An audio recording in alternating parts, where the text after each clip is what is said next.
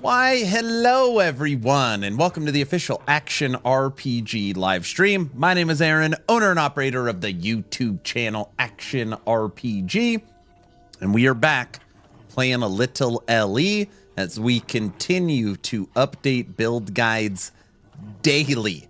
Literally daily, every day.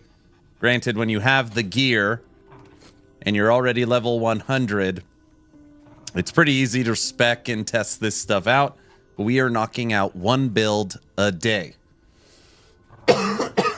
And today is Retaliation Lightning Wolves, which I think look purple. I think they're purple wolves. That's what we're working on today. How's everyone doing? Oh, my throat's a little charred today. Also tonight, I don't know how the hell I'm going to get through it. Tonight is Talkative Tries podcast, which I am going on. So that should be fun. I think he's already even got it all queued up on YouTube.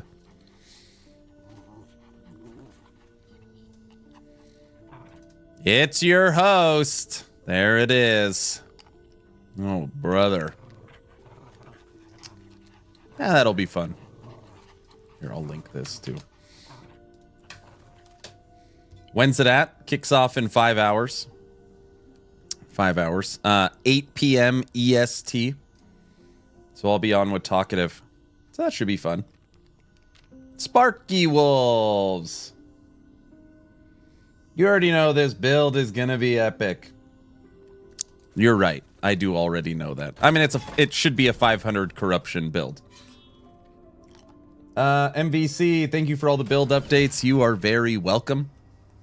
I said right now kind of being a dead time. We put in 280 hours into PoE 2. We played the Dwarven Realm season. We played the Torchlight season. And now that we are 56 days, 55 days until season 2, we're going to be updating our old builds, putting out content for Last Epoch as we prepare for the new season. Any new pinned message? Oh yeah, I didn't do that. Yeah, 1 second. Oh, I didn't even put out my daily post. I had a longer meeting this morning for some stuff we're working on. In the background. So I got to do my daily Twitter post. And yeah, I got to pin squirrels. Aaron, I thought you had an undercover account for DR. I saw one called... That is mine. That is mine. This is 500 corruption? And nothing. Shouldn't say that. Now I'm gonna die.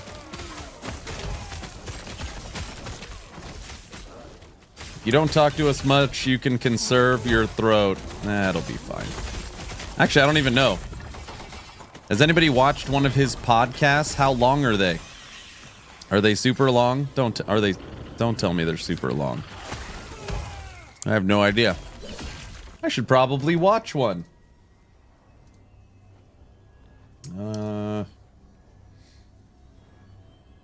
What are you saving your throat for? I have been invited to come on Talkative Tries podcast tonight.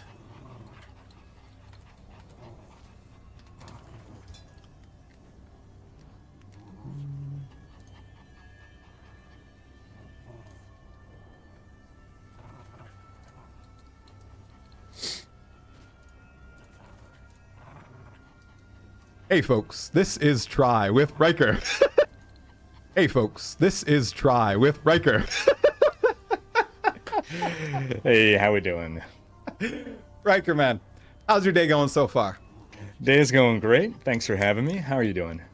I'm doing okay. You know, it's been quite the dramatic 24 hours in not only the Path of Exile community, but I'd say the greater ARPG community. Obviously, we had a lead designer leaving from the Diablo team, and a lot of people reacted to that.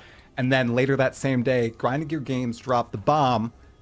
Path of Exile 1 is essentially indefinitely delayed. So, Riker, I think we should start out with that. It's an hour long. This one's an hour long. News video. Yeah. What are your thoughts on it, dude? Well, the PoE part, I guess. Yeah, the PoE part. Yeah. So, I mean, first off, I could understand. Oh yeah, it's about an hour. Why That's people not bad. are feeling upset, disappointed. We love our hobbies, and there are some hobbies that people get really passionate about, and PoE is a kind of game that really garners a kind of very passionate audience, as opposed to more casual games where people are kind of... Passionate is one way to describe it. He gave you 2 hours, didn't he? I don't know. I'll probably talk long. You have the perfect recipe for people that are they love the game very much, and they're going to feel strongly about it, and so they're going to feel strongly when they get some pretty devastating news. So I totally get why there's strong emotions there. To me, I'm not terribly surprised that this is what happened, that they had to pull people from PoE 1. I was surprised when they first promised that they were going to run both games and that Okay, we don't need to watch this. All right, I got it. Yeah, it'll be fine. It'll be fine. I haven't even said hi to everybody. Who do we got? Greg. Hello, Seb. What's up? Money. Thank you for the tier 1 sub. Very kind. I wasn't even here yet. Exathius Al Andres. Yo. Goose. Guilty. Hello, VC. What up? Sparky Wolves. That's right. Kaiser, how are you doing today? Griffin, what up? Fury, hello. The PoE drama is utterly needless. Yeah, it's people feel lied to. They feel lied to.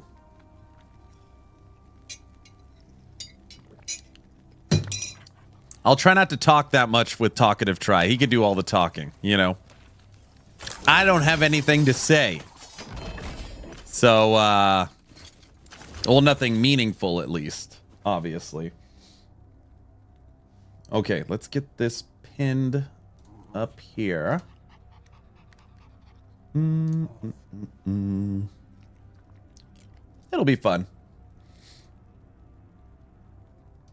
The goal of the podcast is always the same. If I talk to someone, I have to convince them to play Last Epoch.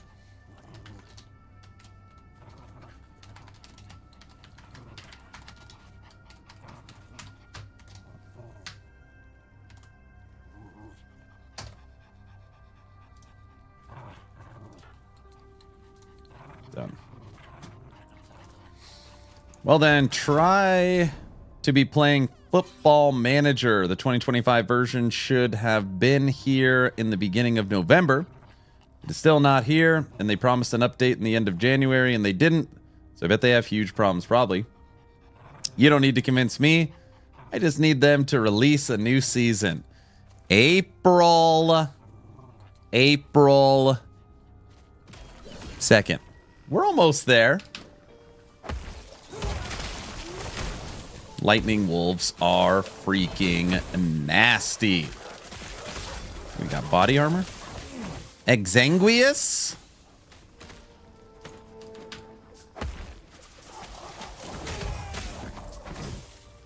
Oh, you pinned the squirrels already? Egg that. If it's a body armor, I always got to check it. Just to make sure it's not my body armor.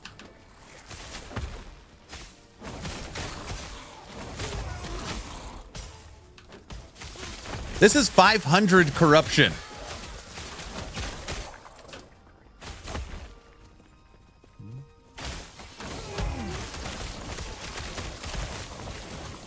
I've been having bad luck getting Nemesis to give you something good. Yesterday when I was putting together this build for stream, I had something else drop. And by the way, it's not like anything crazy. But anytime you see this drop, it's normally exciting. I'll show you in 1 second.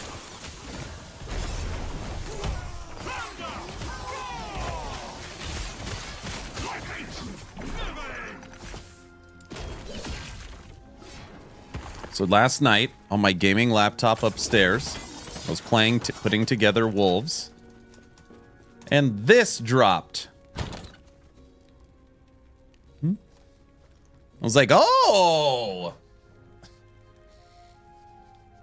You just don't see it very often.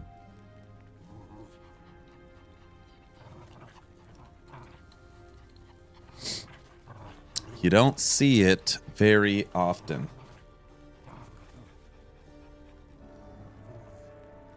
Are you using... You are using on your laptop too? So let me explain to you my current routine, okay? Wake up. I normally have a small meeting while I'm posting. Well, sorry, wake up, get the kids to school, have breakfast with the wife.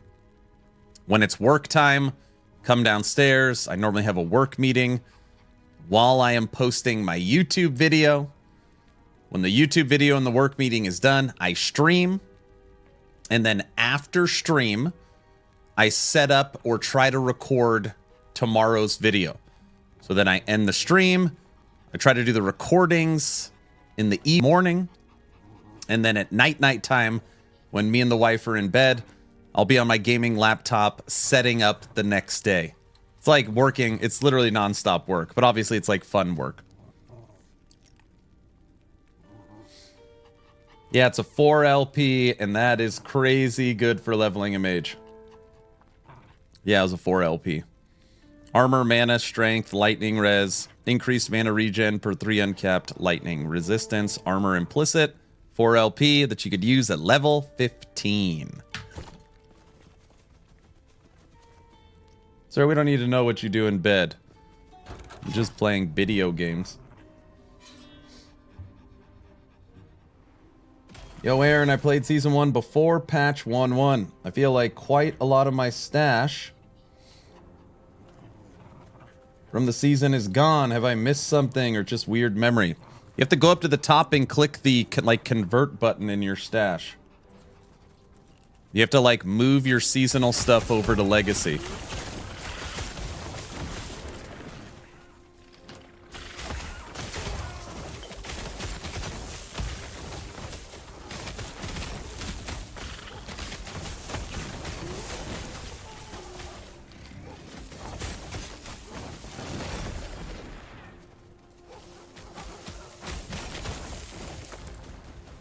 Those squirrels look a lot like wolves. We're done with squirrels.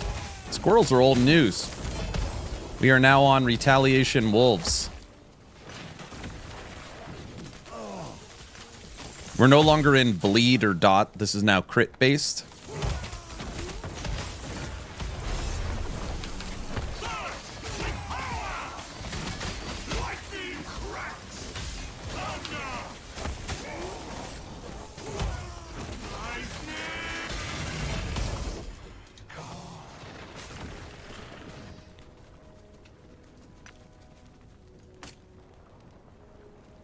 A ring. No.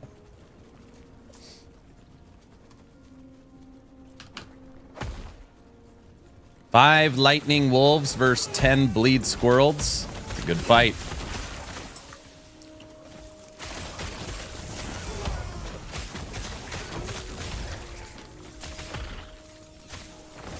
I hope they make the process a little more new player friendly. I don't know how many times I have had to explain that to my friends when they start playing LE. Like legendary potential, or what part do you need to explain normally? Did you hear that Linda got Twitch partner? Oh, that's awesome. She deserves it. That's great. No, I didn't hear that. I feel bad. I haven't talked to Linda in a really long time. I don't think I've talked to Linda since she started playing New World.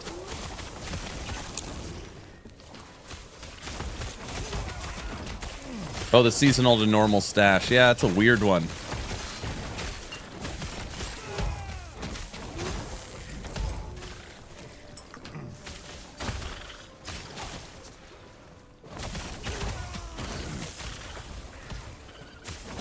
So Linda and Hog got Twitch partner this month. For streams haven't overlapped with my time zone. Yeah.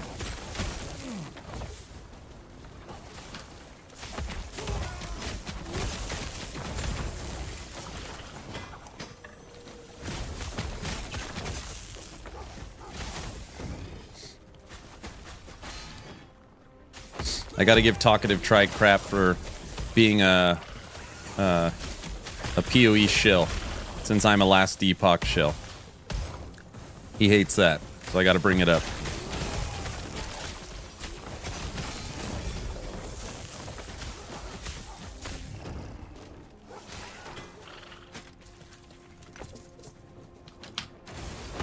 You're asleep when she streams?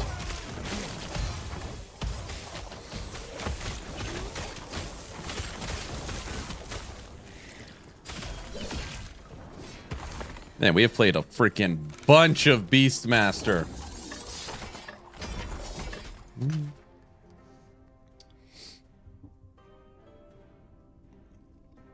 Have to go to a meeting. I'll be back in a while. Cheers. Have a good meeting.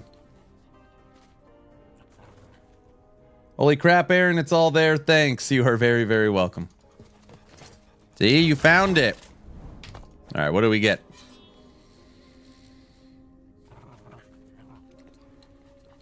Thorn Totem. Freeze rate per stack of chill.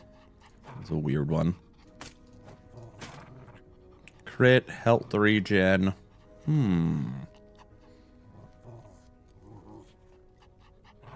Dodge.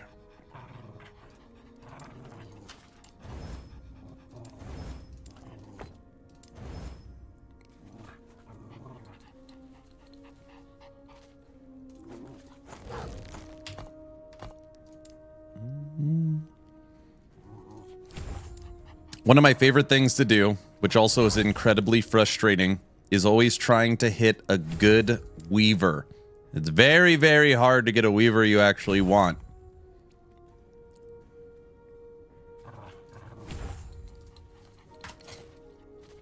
Yesterday I got this one.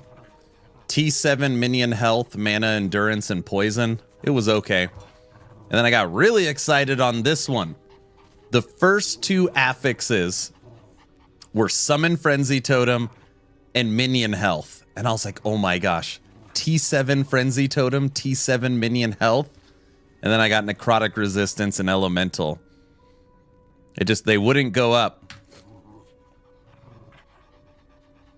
Dreamweaver. Oh, not the song. You want me to start singing?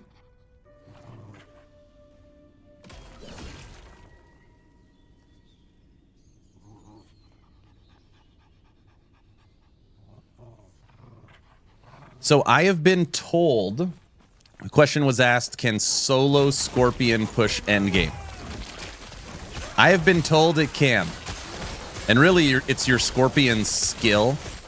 So this little, like, poison it does is what actually pushes Endgame. I have been told it can. I've never tested it. I've just never been a huge fan of, like, one minion.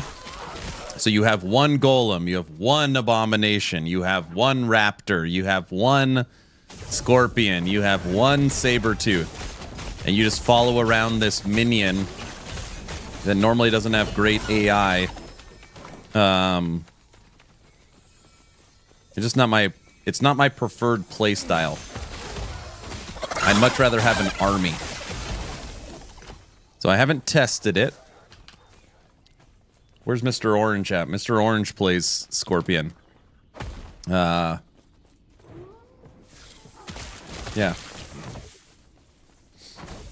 Sorry for the dumb question. What are those electric balls? You like those balls, huh? The blue balls?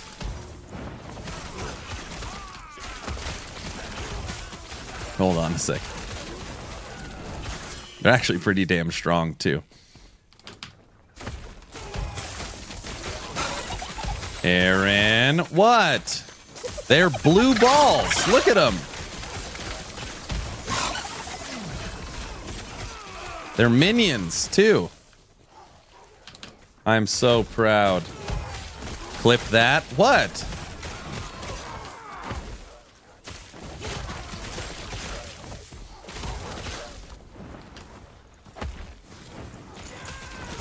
Someone call the PG police.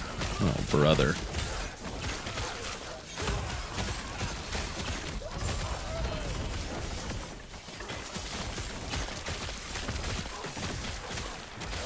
Smoke Weaver. 1 LP. It's right here. The weapons I am using for this build are Tempest Maws. And I'm dual wielding Tempest Maw. And you'll see here at the bottom, when you summon a totem, you also summon 4 storm sprites around the totem. So we use, obviously we have Frenzy Totem, and we have taken Warcry as a totem.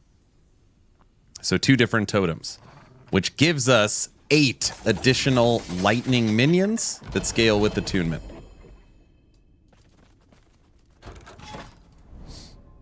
More minions, cha-cha-cha. Aaron, you probably get this question a lot. How do you prioritize between 1 health, 2 armor, and dodge? I'm speaking mainly for non-mage builds. Health is always number 1 for me. So, I mean, obviously it matters a lot on the build, but there is no build that doesn't benefit from more health. So, I actually am not a huge ward fan. I feel like, you know, playing PoE, it's like you have to use Energy Shield. Playing Last Epoch, you have to use Ward. Playing Torchlight, you have to use Energy Shield.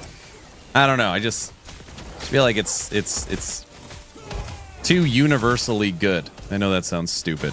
Anyways, so for example, on Primalist, I focus on damage reduction, health, and endurance.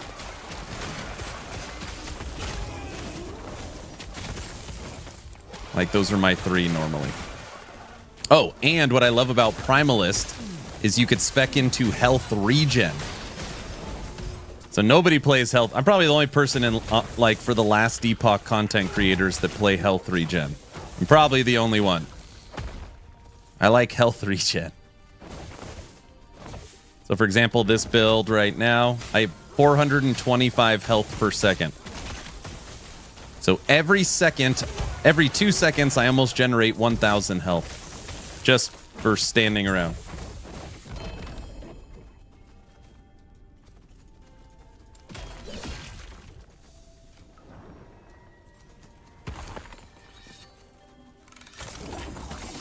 Normally, the game kind of pushes you into your survivability. Like, when you talk about dodge, dodge is pretty much only used by rogue. And dodge is great. There's nothing wrong with dodge. But for rogue, what a lot of people like using is glancing blow. So more than anything else, it's glancing blow.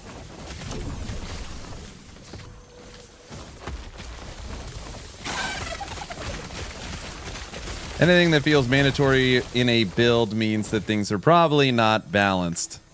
And they continue to work on ward. It used to be like you have to use ward. And then the last 2 cycles, they have reeled it in.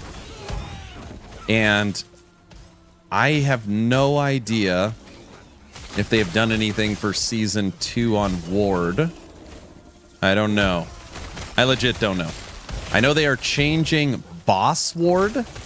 So they're updating boss ward. That's already been announced from EHG. There's still going to be boss ward, but it's going to be less on less enemies. It'll expire quicker, stuff like that. It feels way better. Boss ward feels way better.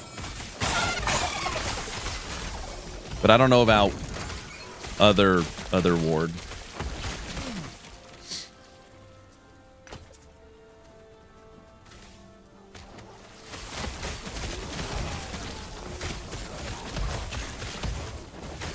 Build was it your health regen was more effective than lifesteal? I think on my Raptor pack, which killed Aberoth, we got our life leech up to almost 800. I think it was close to 800. 800 life per second. So me standing still, my life goes up faster than pushing health pots. So if you're just spamming health pots, my health will go up quicker just standing still.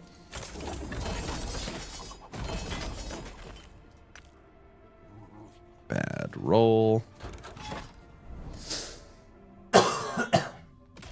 We're going to fight Lagon. Everyone said they hate Lagon, so I was like, oh, during stream I'm going to fight Lagon.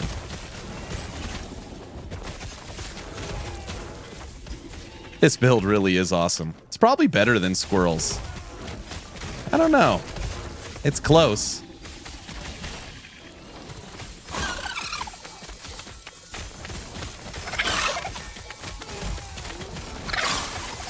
Squirrel's probably tankier.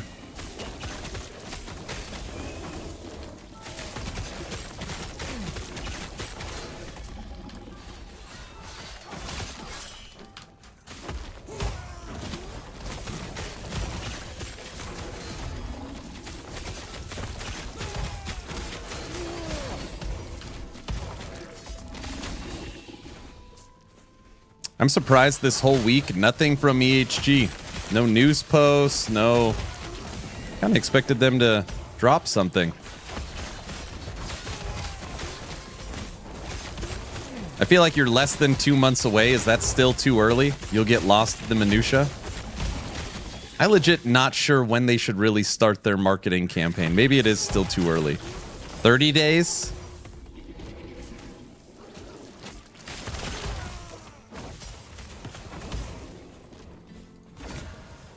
Your health seems to be dipping way less as wolves.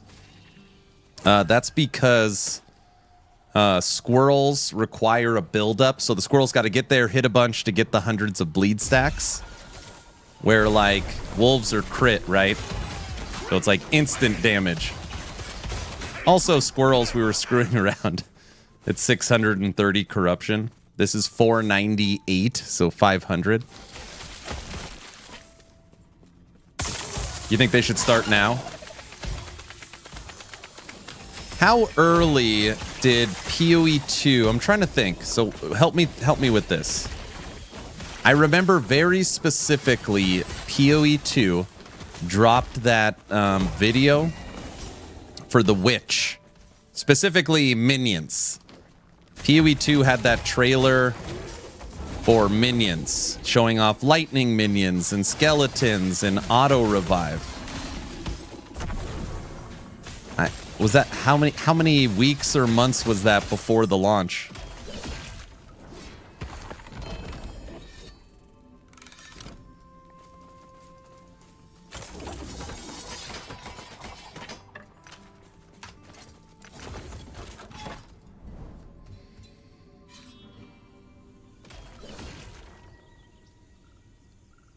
They should start now. Yeah, PoE 2 has been advertising for years.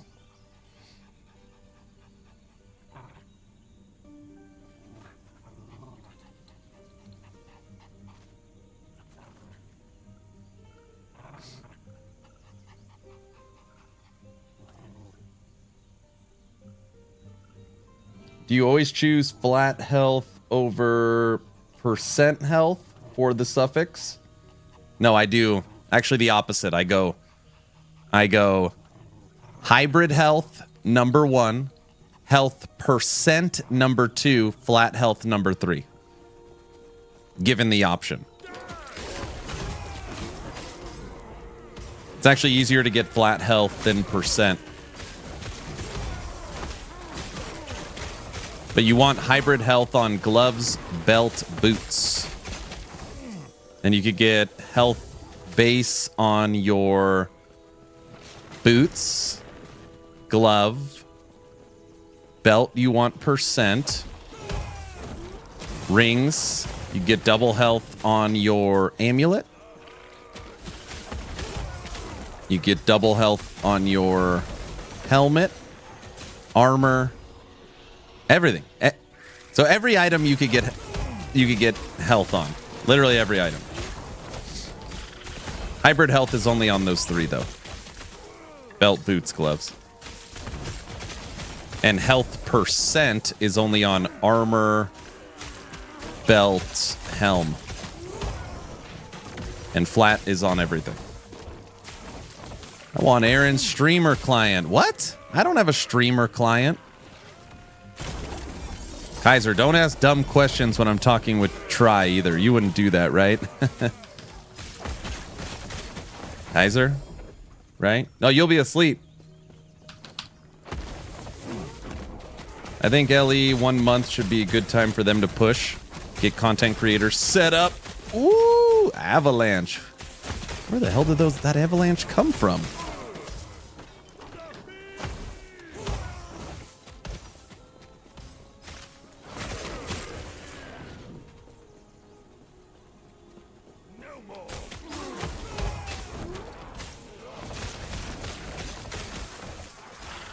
Yesterday was a really weird drops. During stream, I got 2 or 3 LPs.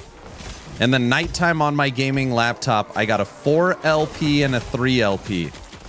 Hey, Guilty, are you still out there? Guilty?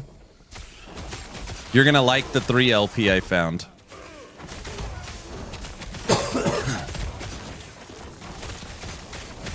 Hold on. You're gonna like the 3 LP I found. I don't even know. Maybe they're not even valuable. Hold on.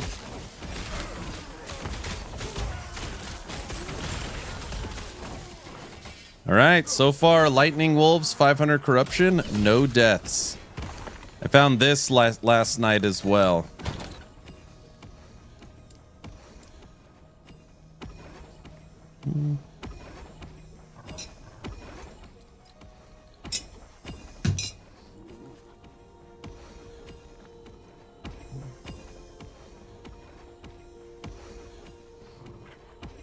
Which streamer client did Aaron open? Oh, brother.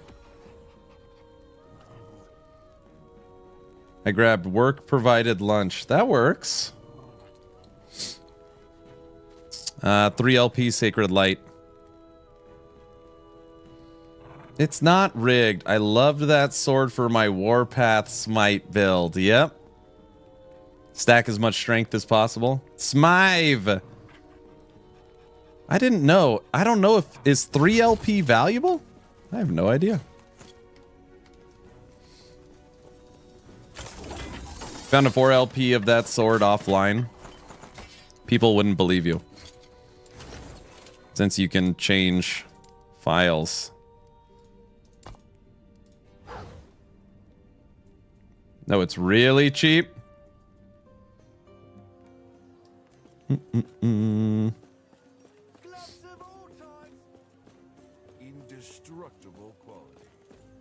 You can get flat spell on a sword. Swords forged by the finest smiths. 5 million. It's 5 million for a 3 LP. It's not, I mean, it's for 3 LP, it's pretty cheap, but it's not free. Here, let's check our armor. You can trust this armor like your life depends on it, because it does. 4 LP we found yesterday. 500 million. What? The cheapest, we found this yesterday. The cheapest one is going for 500 million. That is ridiculous.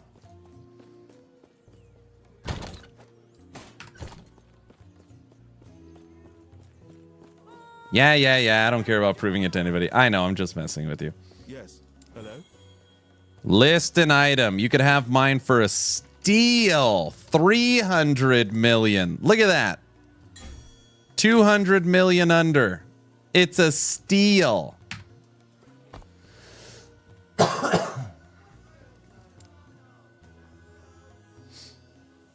Hey, Luz.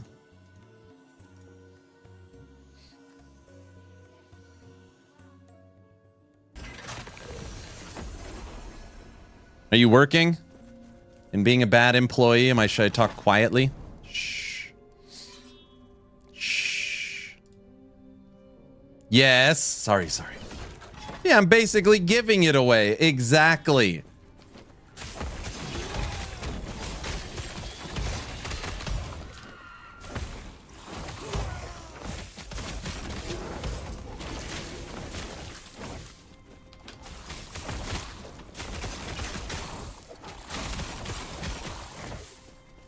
500 million is not basically giving it away. No, the cheapest one was 500 million. I put mine up for 300 million. That's what I'm saying. It's like giving it away, you know, at that price. If anybody wants it, go ahead, you know.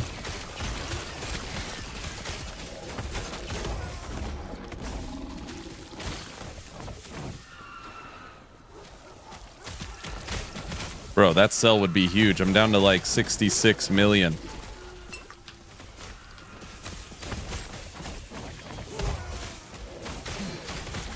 Owie. What world are you in, Aaron? Even if I didn't play long enough, I couldn't get over 100 million. You don't play Merchant's Guild. Merchant's Guild, you sell stuff. That's where you make your money by selling, not by picking up gold on the ground. It's raining so much. I love the rain. I love the rain. I like the snow better, but I like the rain.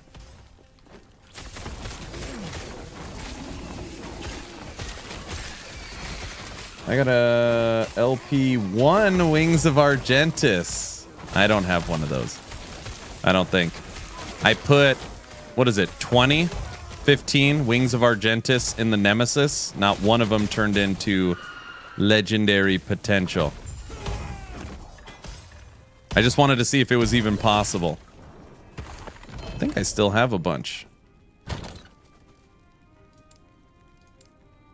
Maybe I got rid of them all. Yeah. 1, 2, 3, 4, 5, 6, 7, 8, 9, 10, 11. All right, I put 11 in Nemesis. No, not one singular LP.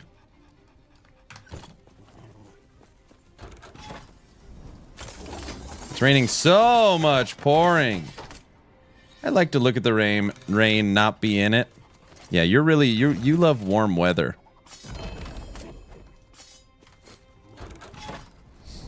I hate snow. Living on an old farm. No, not America. Far out stuff. Just 3 km to the nearest village. That's the thing, you didn't even use the Nemesis. Yeah, it just dropped naturally 1 LP.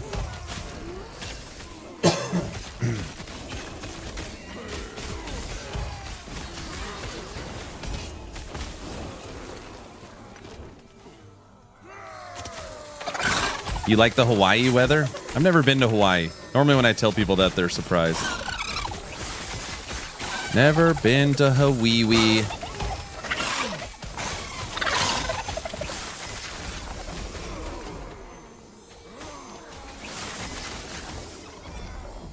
It was just always too expensive.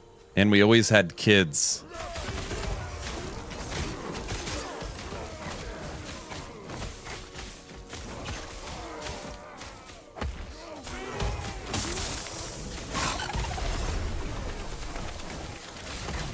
Oh, I jumped into the spires. Oh, I jumped into them.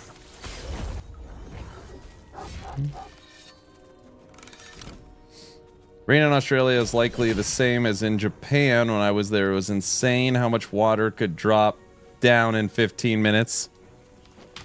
Monsoon in your lagoon.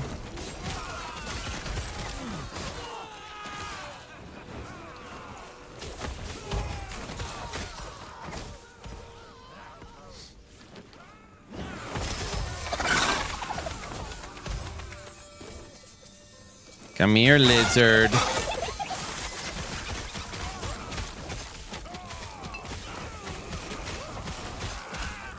Luz, is it busy at work?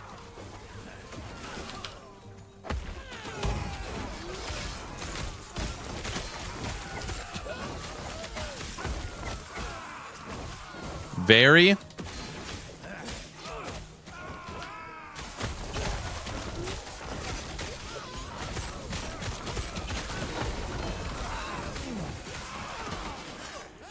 Nobody's supposed to have any money. How can they afford all that stuff?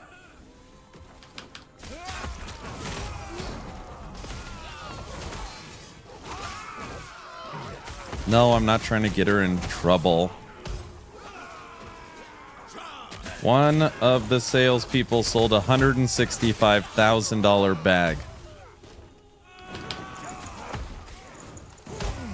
A $165,000 bag. It's like a house bag. What's the brand?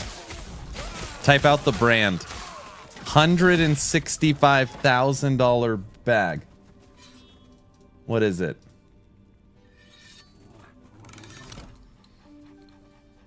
No, it was made. It's probably got like a little logo on it, you know.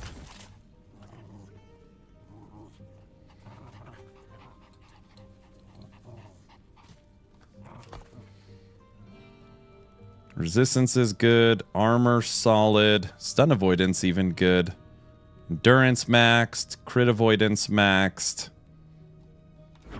Health regen 425. 3,500 life. It's not terrible.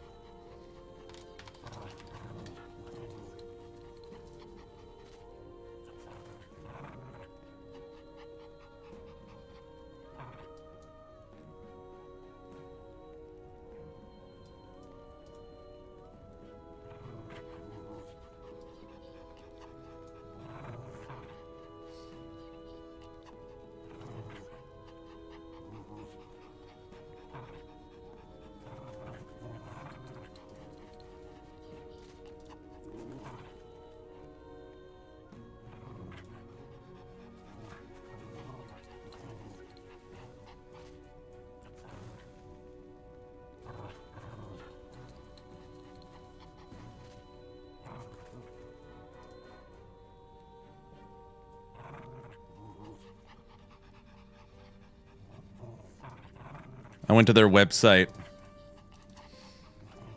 The highest I see is 4,600.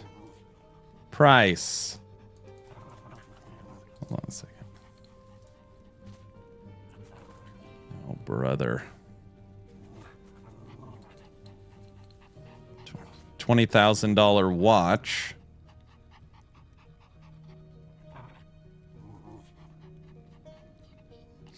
Tell her to send you a $50,000 tip. Menu. Women. Bags and small leather goods. Bags and clutches. Oh, here we go. 9,000. Price. The highest it says is 10 grand. There. What do you think, Kaiser? It's a wallet. It's the size of a wallet. 10 grand. That's pretty. That looks pretty worth it. Look at that. You don't think so? People with more money than sense. Very expensive. No, it's not. You don't think this is worth it?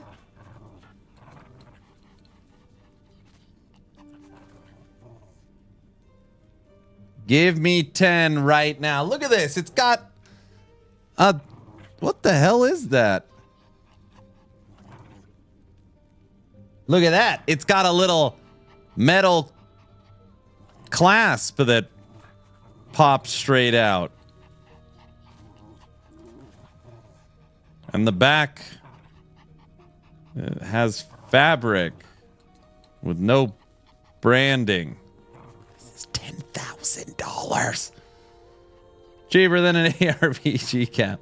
Sell your 4 LP item and go to the men's bag. You're right. Let me go to the men's bag just real quick. Bags and small bags. I need a... This is the men's bag.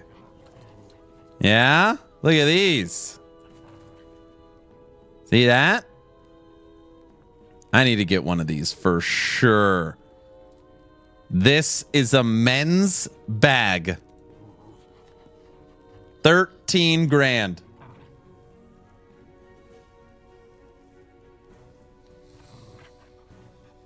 Look up Birkin.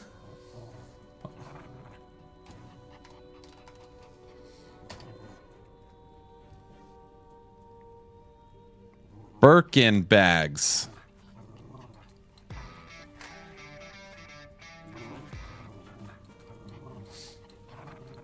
It doesn't even tell you the price on any of this crap.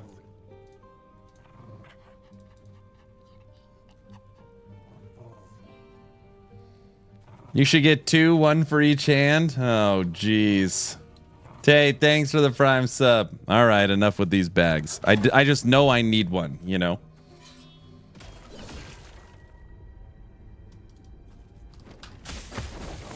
That little 10 grand clutch is wild.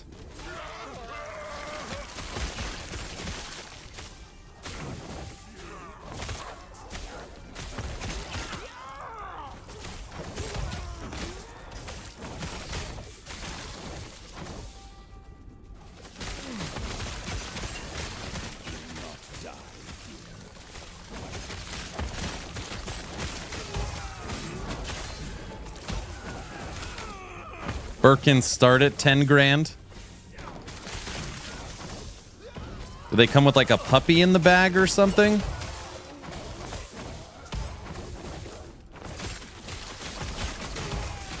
Aaron, you can get 3 RTX 5090s for that price. How is the scalping going? So if right now, this second, I wanted to order a 5090, what am I spending? What are they at? 5 grand? 4 grand? Scalpy?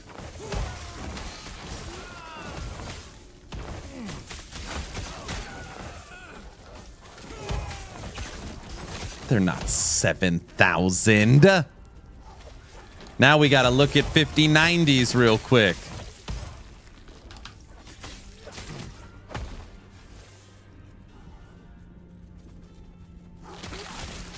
eBay disagrees. Men's bag over GPU upgrade.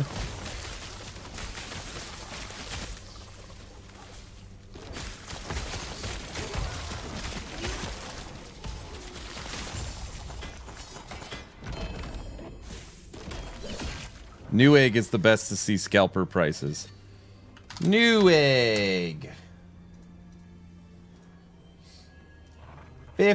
RTX 5090. Out of stock. Out of stock. Out of stock. 6,200. These are combo packages. They make you buy all this other crap with it. 6 grand. That's everything. What does $6,100 get you? It's out of stock. Wait, are all these out of stock? Out of stock. Oh yeah, all this is out of stock. Okay, you can't get one. What about a RTX 4090? My video card. 4 grand, 4,300, 4,000, 3,800, 4,300, 3,400.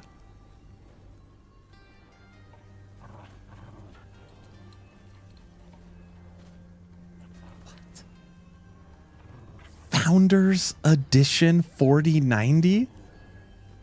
What?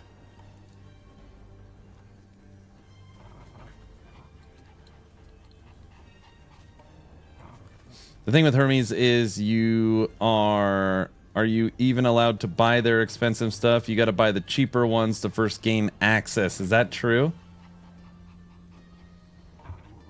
Why is this 4090 $4,300? This is a $1,600 card 2 years ago.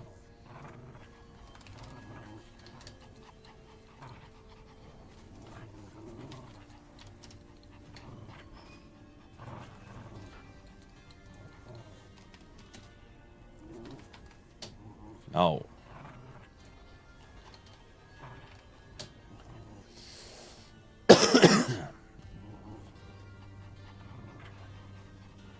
Oh, this is the like selling picture, right?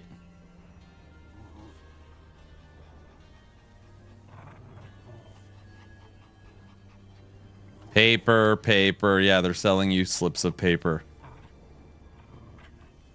This stuff's... There's a real one. 4,400. Oh, $7,000. Pre-sale. They don't even have it.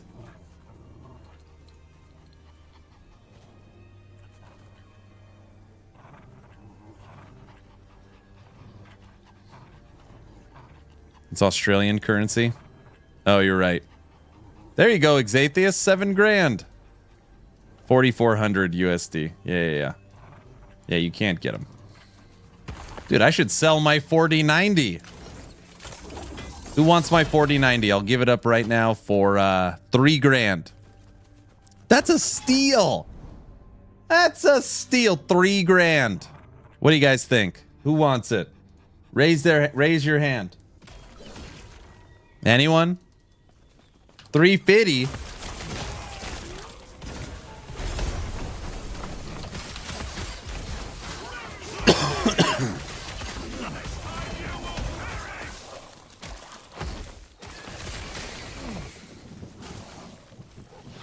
I'd rather a bullet. What can I do with a few dollars? I don't know. Buy a bullet and rent a gun? You guys don't know what movie that's from.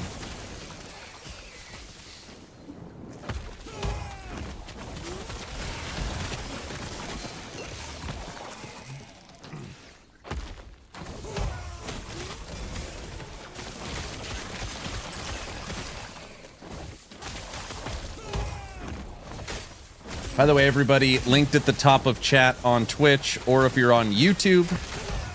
Before stream today, I put out my new Bleed Squirrels build. Likes and comments are always appreciated. Why won't this open?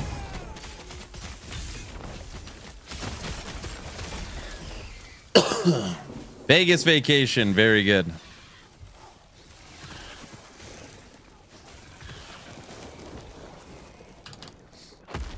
Hello, everyone. Hello. Welcome. Okay, I feel pretty good. We'll play a couple more at 500 corruption. We haven't died enough. So we're going to go up to 600 and something. I don't know. We'll see what corruption I've got. We'll check it out tomorrow. I was about to write a big... Thank you for the updated build. You are very, very welcome. Right now, we're just going through, looking at older builds I haven't updated in really, I don't know, 9-10 months. And just playing through some of these in preparation for the new season. So yeah, we're just answering some questions. I'm trying to be a good resource for Last Epoch. Tonight, I will be on Talkative Try's podcast, trying to convince him to play Last Epoch. And yeah, we're excited for April 2nd. This and Squirrels was about 7 months ago. 7 months. It's too long.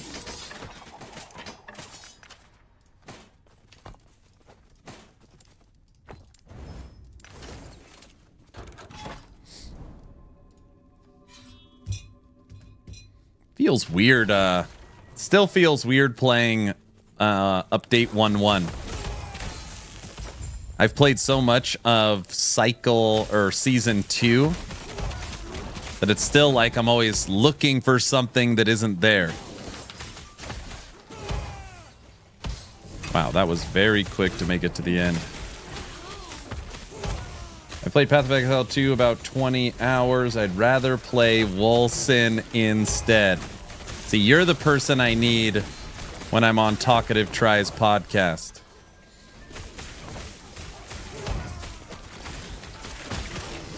I expect I'm going to get beat up a little bit, but that's okay.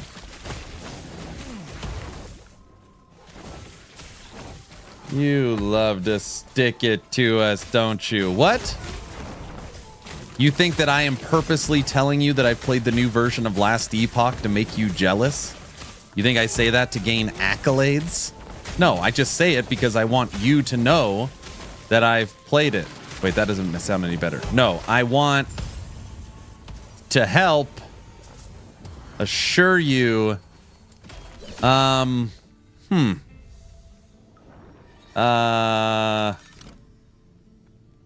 So, sure.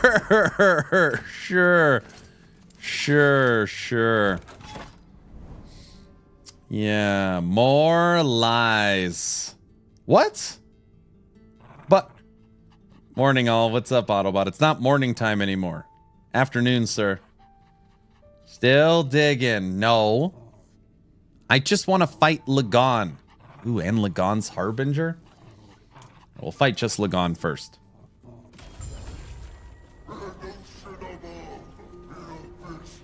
I want you guys to look forward of all the good stuff coming. That's what it is.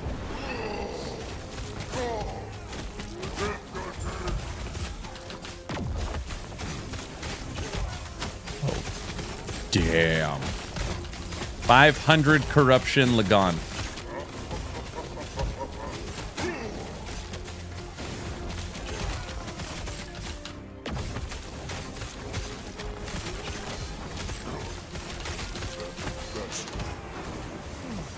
Oh, we almost got the ward down. We almost took half his life and the ward phase. That was a good start. Everyone's favorite fight. I decided I want to start streaming this fight more and put it in more build guides because people hate it so much. Hey, everybody, you hate that fight? Look what this build can do to him. See, it's good strategy. Here's the phase that ruins it for me. I'm trying to give you guys hope to look forward to April 2nd. That's what it is. You know, Kaiser? We don't mind you dying attempting it. We're going to fight him back to back. First, I want to see if I could just kill him, and then I want to see if we could kill his Harbinger. Lagon's Harbinger is terrible. They should utilize this space down here. The fight should be on that area.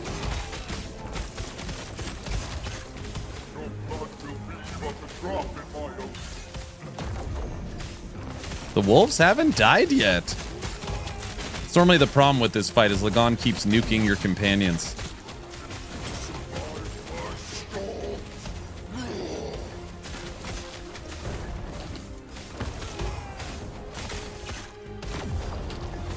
You dead, bro. Easy. That was easy.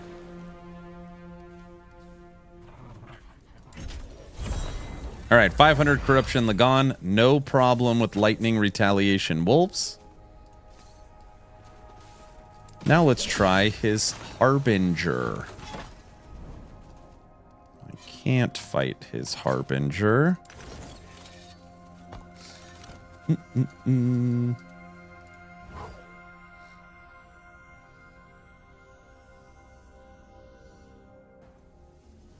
With the minions, you can let the minions do phase 2, correct.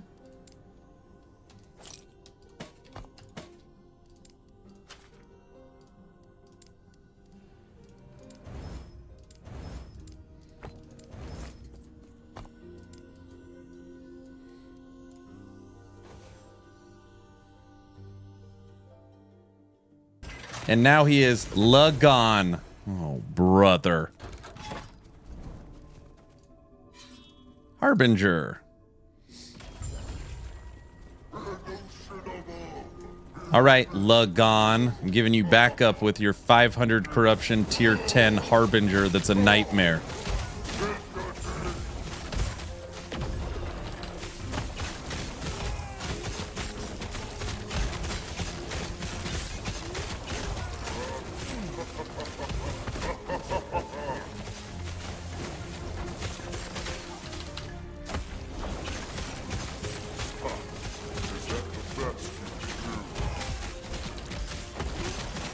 Get the ward.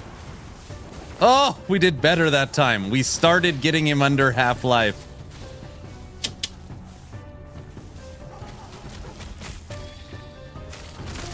I think at 500 corruption, the Harbinger can one-shot me. I only have 3,500 life with no ward. We will see.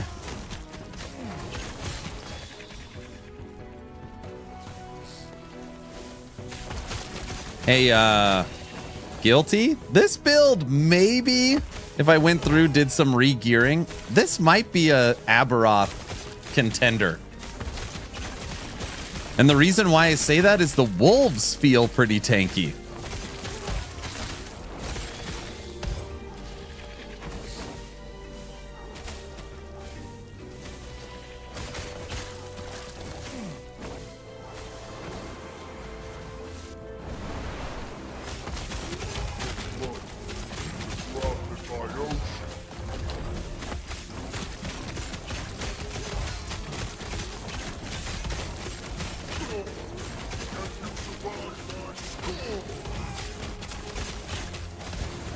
Dude, this fight is nothing. He is nothing at 500 corruption. All right, here we go. Liath was right not to trust you. Ow.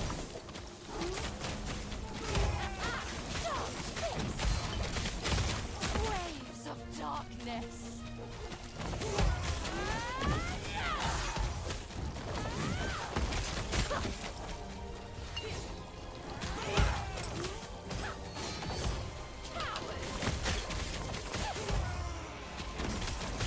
Get her. Get her. Waves of darkness. Such a bore. No!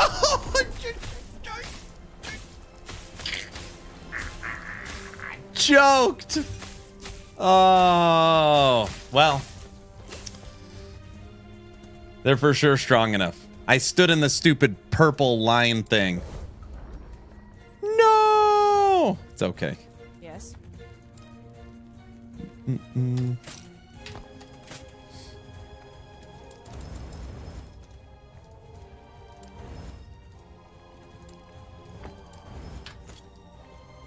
This one is not for the faint of heart. I don't want to fight him again. Okay, we could I know we can for sure do it. All right, let's find something tougher. Read the last message. Wolves are strength scaling. Could you use Sphere on the relic with 2 LP? Maybe. What's nice is the Primalist Weaver, obviously 1 to skills, but you have less damage taken from slowed enemies. And you have a chance to grant Aspect of the Spider, which gives you slow on a minion hit. So basically, you just have Aspect of the Spider all the time. You get 1 to skills, and you get more damage reduction. It just feels like a no-brainer for minion builds. Okay. Having played the super duper new patch that is coming for us mere mortals in April, have you decided which class you're planning to start the new season with? I have not. I have not. I thought I was decided on what I was going to start, and I'm now leaning towards something else. Who would win in a fight? 5 small wolves or 1 large squirrel? Wolves, duh. Can this build be played in the current cycle? Yes. All right, everybody. I know you guys all like seeing me die, which is fine.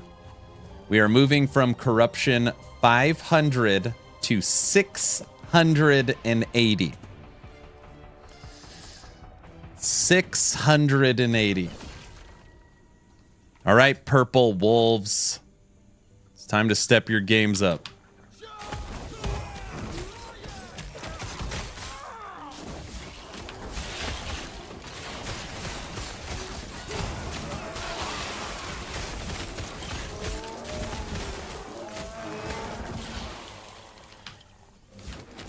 Well, the damage feels pretty good.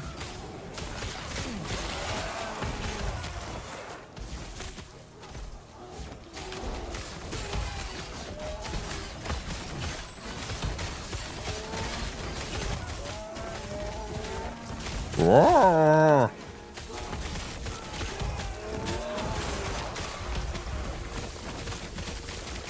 Will we complete the first echo?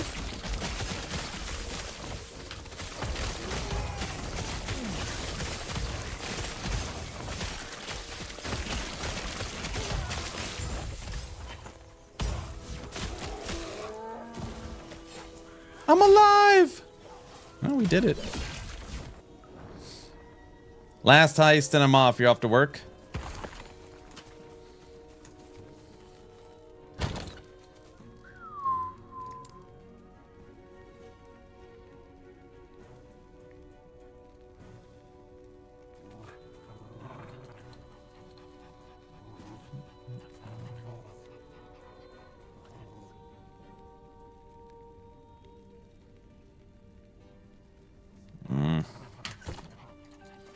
Start at 6:30 now.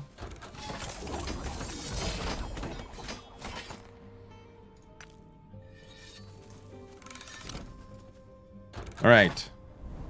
First attempt at 680 corruption, successful. Oh, crap. Fully empowered Nemesis. Bleed Nemesis.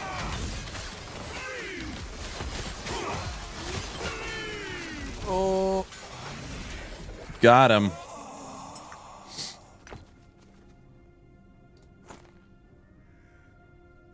Block, effectiveness, fire res.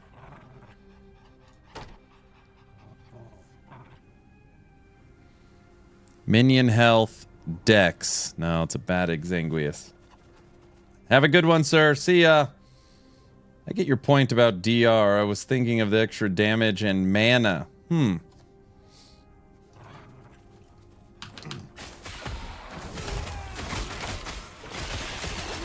I know it sounds crazy, guilty coming from me, but I've been really, as build guides have kind of morphed into, for the most part, I won't post it if it can't do 500 corruption now. I really got to look at actually just some survivability. Actually, a lot of survivability. Especially not using ward. Primalist has tons of damage reduction.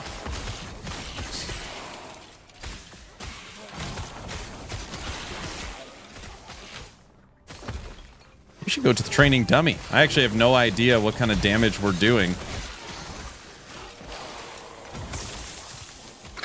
It's for sure a good amount when the little lightning sprites are out.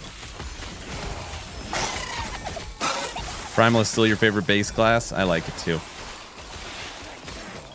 Ooh, this will be a good test. We killed the fully empowered Nemesis. What about an exiled Mage?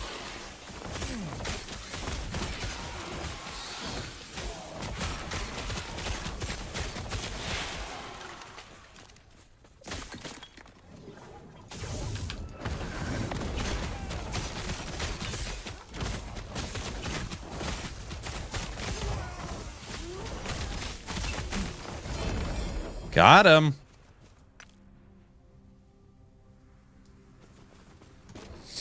All right, this is going very well.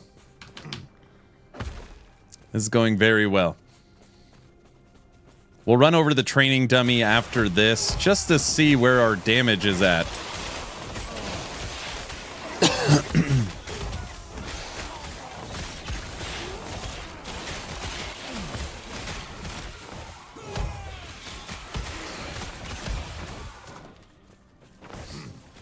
Medic's back, controller check. I can't play this build on a controller. There's too many buttons to push.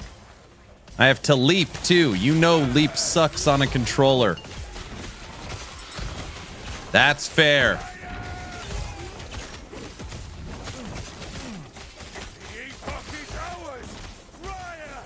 Crap.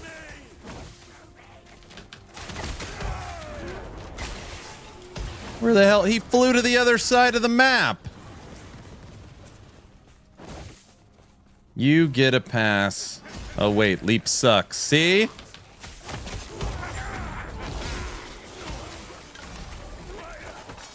Raya, save me.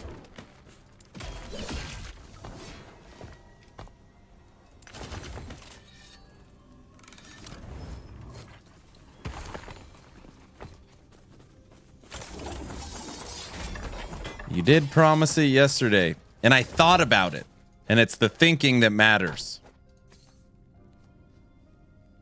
I don't know.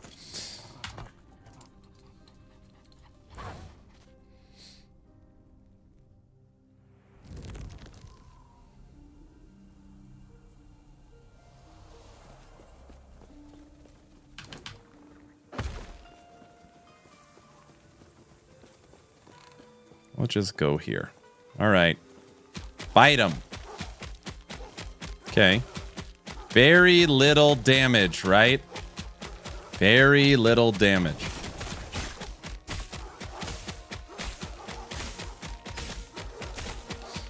Okay. And...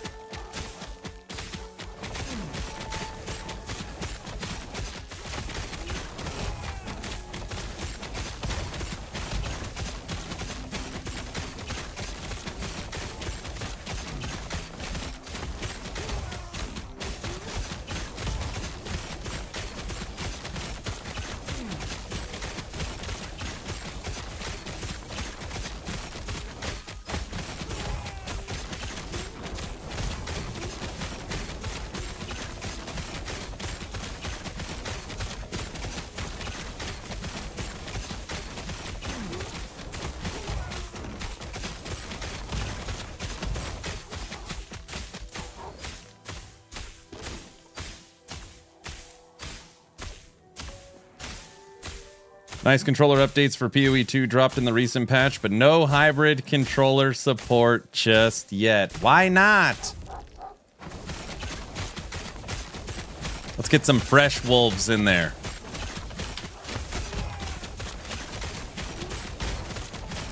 I saw 200.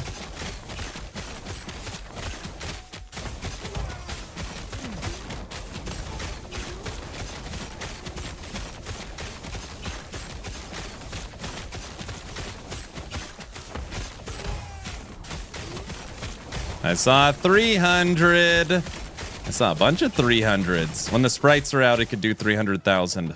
Over 300,000 a second. Okay. That makes sense. There was a 400k in there?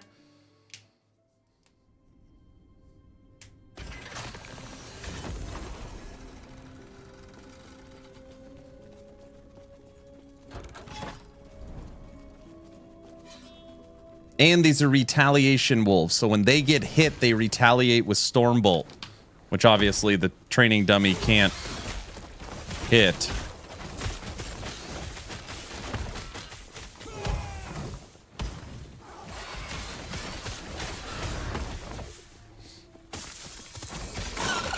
Wolves are playing like raptors, I know.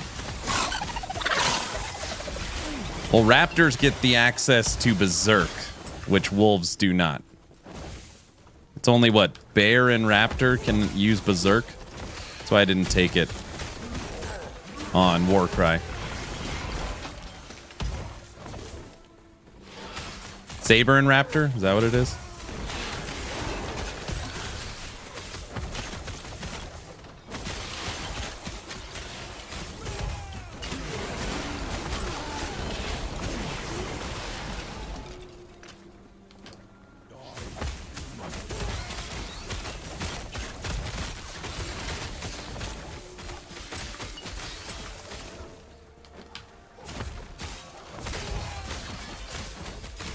I want a Saber rework for better scaling. I keep hearing people saying they want Saber packs. I don't think EHG is going to keep giving just every companion can now have a group of them. It's like not the idea of companions. I don't think you ever see Saber pack. But yeah, I think Saber needs a rework. The worst companion is Bear. It's unequivocally the worst.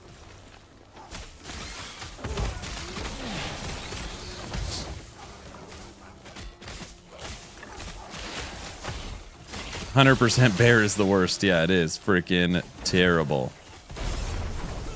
No poison. Good, you didn't get to do any crap.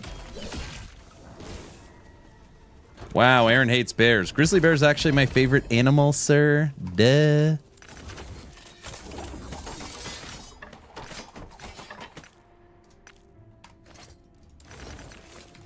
But this skill, Summon Bear, is doo-doo.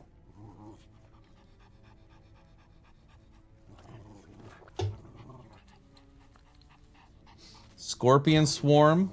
That can all make their own scorpion babies. Would be awful and awesome at the same time. Yeah, you can already have an army of scorpion babies.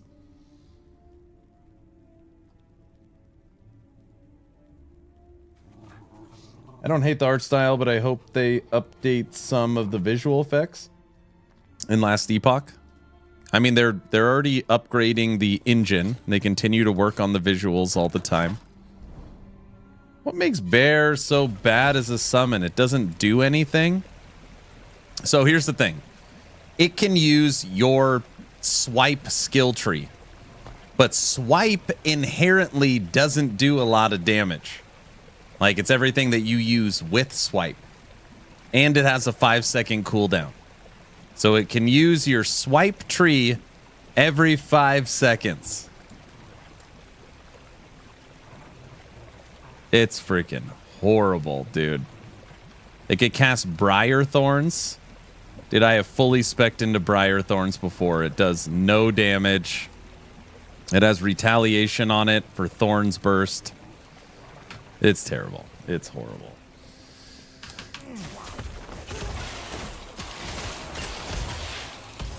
It also has no support. I don't think there's a single unique for Summon Bear. Literally wolves. Like, everything supports wolves, including turning them into damn squirrels.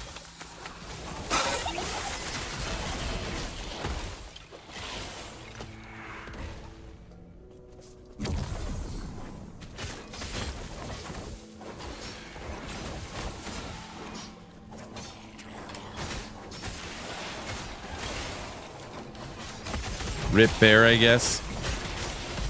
Maybe Bear will get an update this. I have no idea. I haven't looked at one thing Beastmaster for update 1.2. I have no idea if there's anything coming.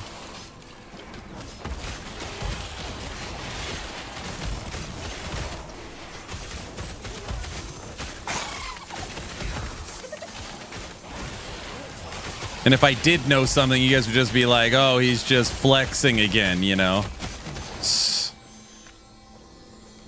Guys?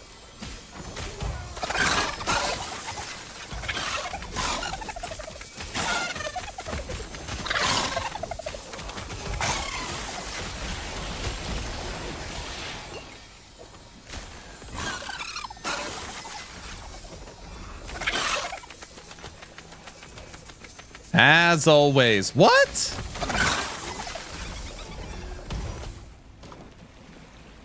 Aaron does know. I did think of something I know that's coming.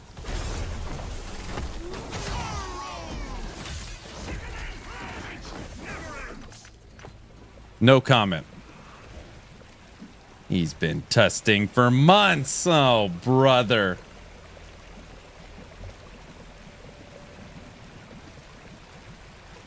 I remember asking Mike EHG on the Discord back in November or so, and he said the skill he was most unhappy with, both in performance and nodes, was Summon Bear. Yeah, it's freaking terrible. 5 skill slots, 5 pets. Only spam. You know how many times?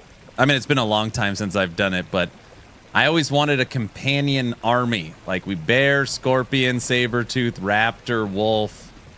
Like 5 skills, 5 companions. You want to talk about unoptimized garbage. Good luck. It is terrible. So there is something coming. That I farts. No. I cannot confirm nor deny anything. The Zookeeper.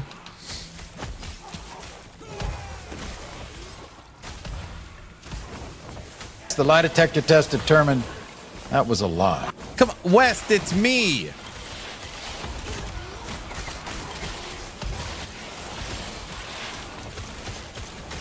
More lies. What happened to me? Next thing you know, I'm just going to be lying on Talkative Try's podcast probably, right? Shh.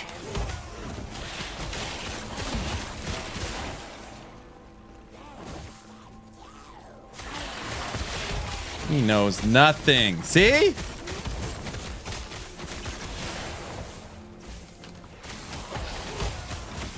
Exactly, Aaron. It's you. We know you too well from the 90 days of subathoning. Damn it. They're in the know now.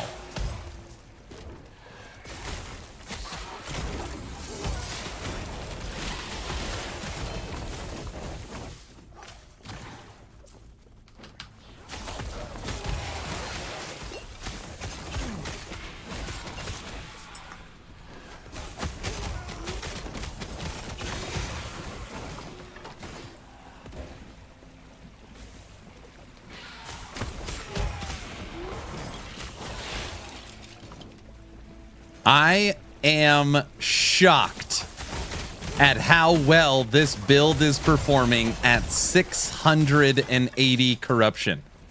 It's up there with Raptor Pack, for sure. It's doing very, very well. I thought this, we were just going to walk in and die.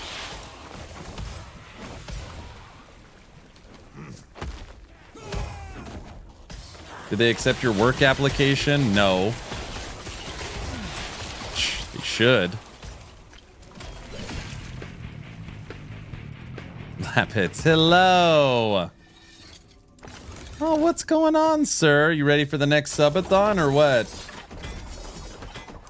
You have one more wolf than Raptor, and it's doing great. It's freaking crushing.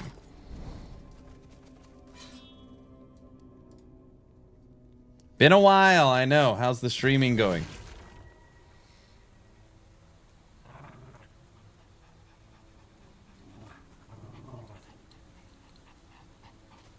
We need a unique that turns your companions into summoned creatures. Or were creatures. Don't doubt the wolves. Did Aaron say subathon? I only say blah, blah, blah when I say I don't say blah, blah, blah. Summon bear, you need a unique. You need a unique where your summon bear uses your swipe. Swipe is considered a minion skill and has no cooldown. So your bear, every attack uses swipe. And swipe has now got a minion tag.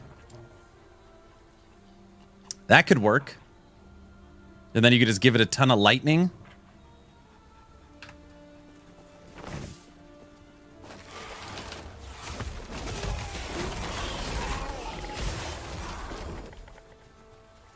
T7 flat health. Strength, minion health regen. Interesting.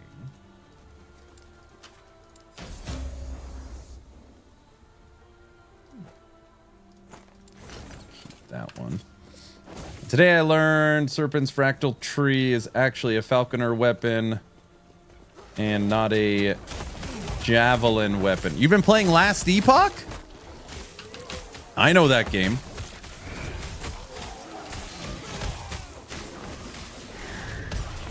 I am not going to challenge the Nemesis. Actually, no. Let's challenge the Nemesis.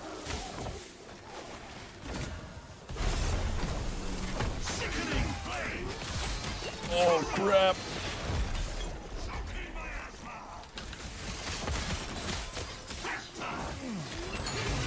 Oh, we got him. We got him.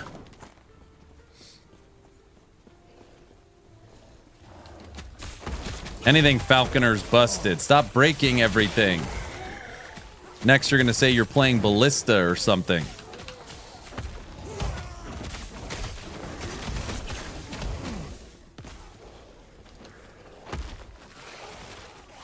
You're not playing Ballista, right? Are you unique where you make bears, werebears, and your werebears? They can have an army of werebears.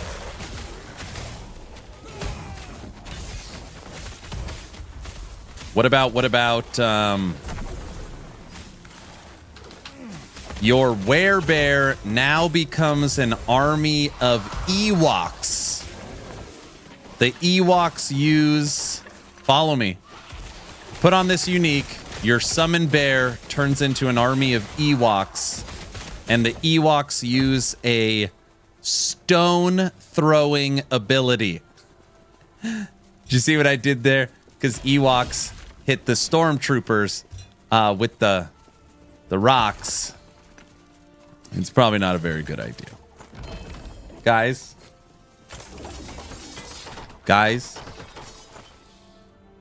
Disney called and said no. Damn it. Freaking Disney. Oh yeah, that would be hilarious. I would make that build in a heartbeat.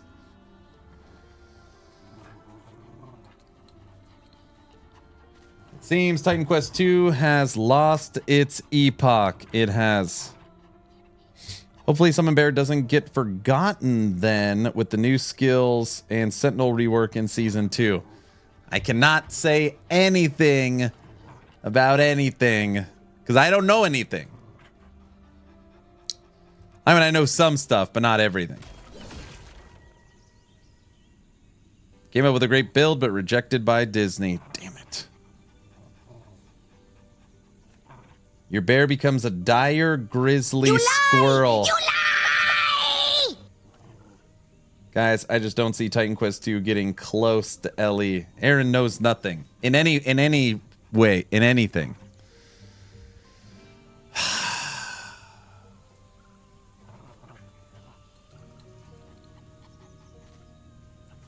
I mean, it's okay. Rogue is still missing skills.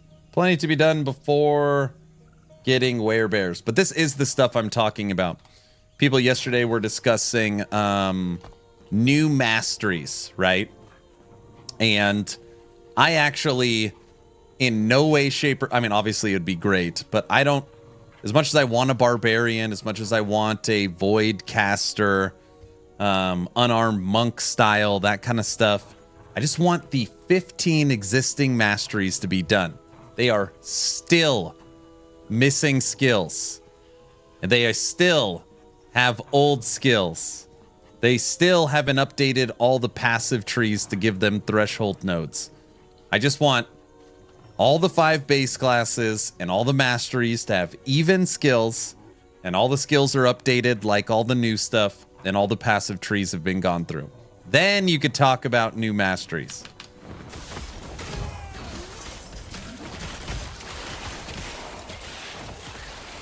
Flock of angry geese. Your storm crows turn into a geese flock. You'd have to use storm crows.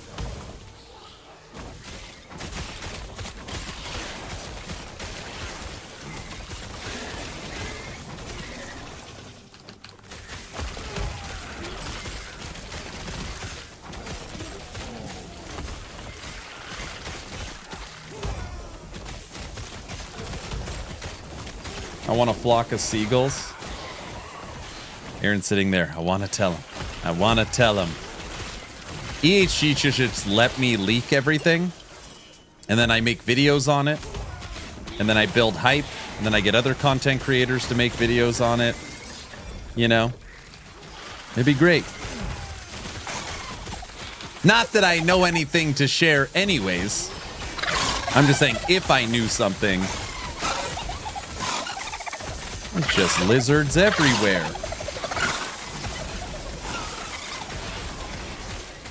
Holy moly.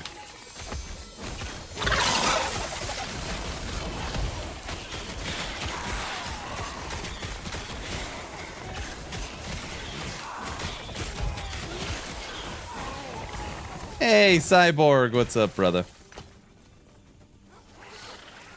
Cyborg's all about Shatter Strike. Shatter Strike.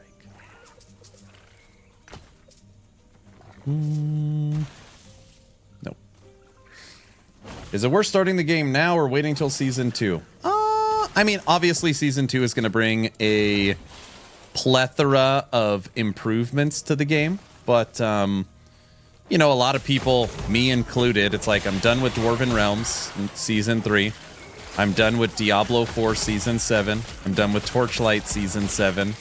I'm done with Path of Exile until the next big update.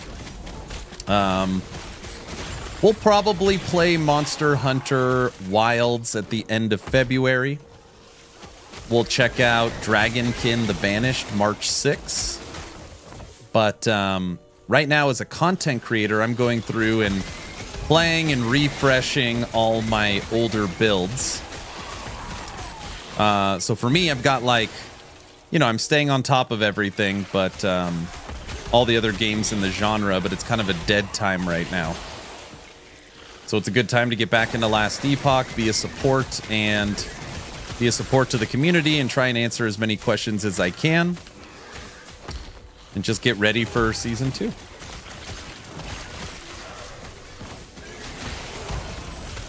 Super fun, awesome time. Have you played the game before? No Rest for the Wicked has their Wicked event March 11th. I have not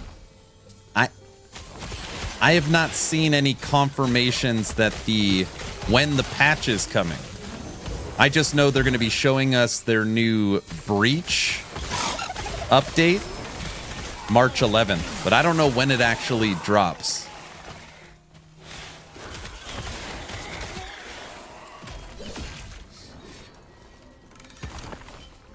But yeah, that's March 11th.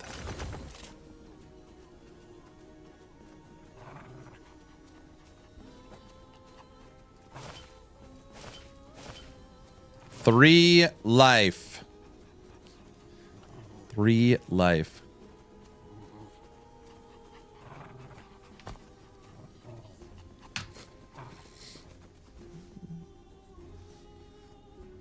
Beastmaster needs a flock of murder crows. Stream is great, besides Aaron rubbing April 2nd under our noses every few minutes. Stop playing with our feelings. He just did it again.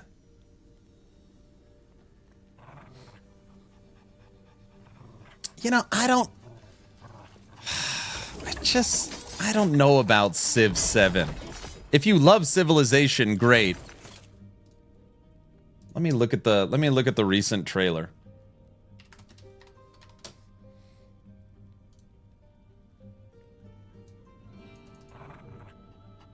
$130. Oh my gosh. The past is more than what we leave behind.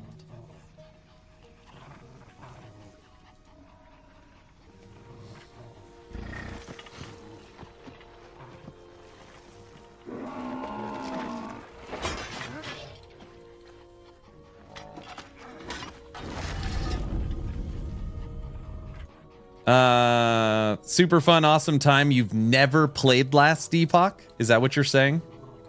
Oh, you are missing out.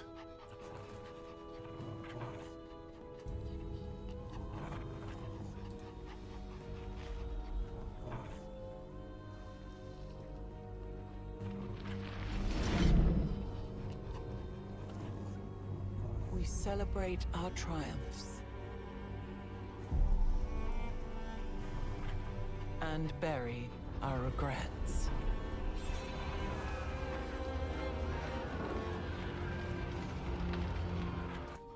I hope with the new update, all 2D art will match 3D renders. They are slowly adding that in. So every update, you know, they take 30, 40 items and that goes in. So they are working on that.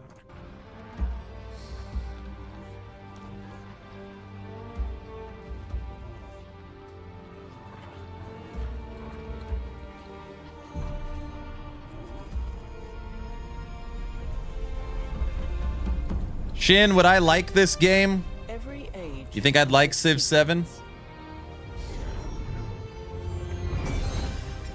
In each layer of history, we can rediscover hope.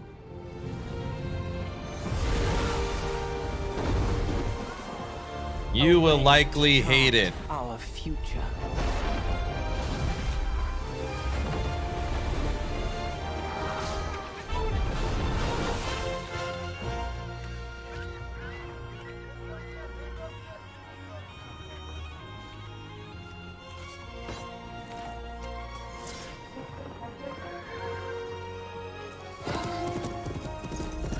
Countless stories are carved into the Earth's strata.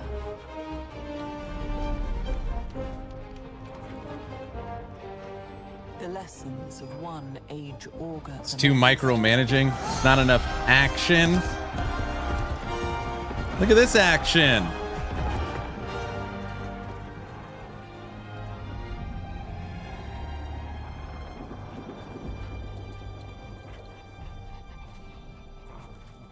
We need more pets. I want an Eterra class. Focus only on pets. There's a lot of pets in the game.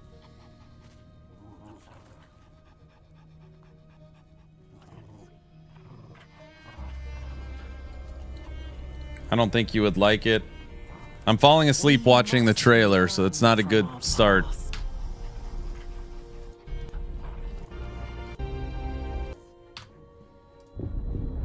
An ancient fruit, ripe for cultivating, is spotted. Dates will provide more sustenance for our citizens, and their sweetness will make the people happy. A plantation is constructed to harvest this valuable resource.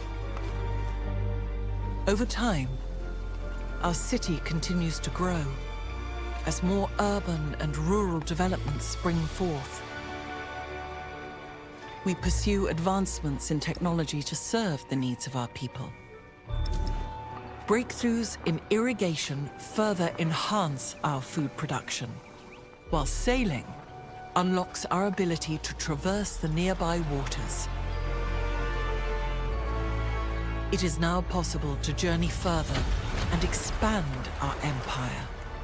With a deft hand, our scout travels along a navigable river.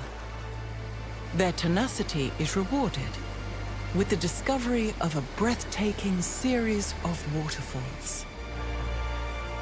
This natural wonder of the world attracts the imagination of our people, and brave settlers begin the long trek to claim new land for the Egyptian Empire.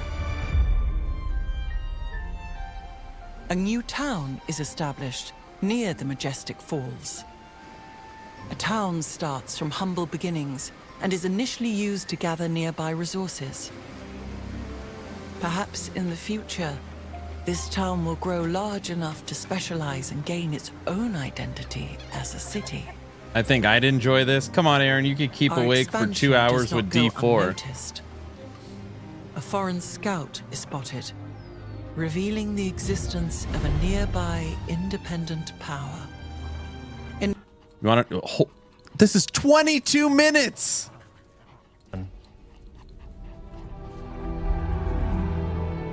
You know what game I liked back in the day? I said this during the subathon.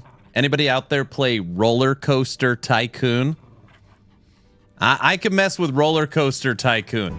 You guys don't even know what I'm talking about. When one age ends and you begin an age transition, it is an incredibly exciting moment. You'll select a new civilization to represent your empire in the new age. You'll choose Best parts game of your past ever. civ to carry forward into the new one. And the game map literally expands, filled with new independent wife did powers yes. to befriend, new Jeez. resources to acquire, and new discoveries to be made. Yeah, I can't make it through the trailer. And it's $70. And you have to pay for early access. Wait, is it out? Oh, you could play it right now?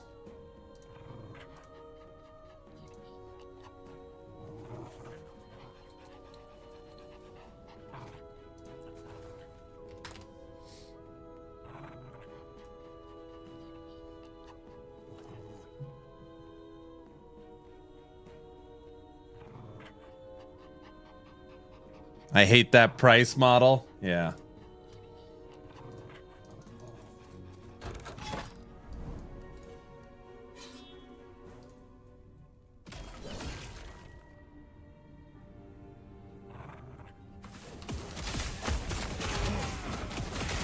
I will never pay more just for advanced access.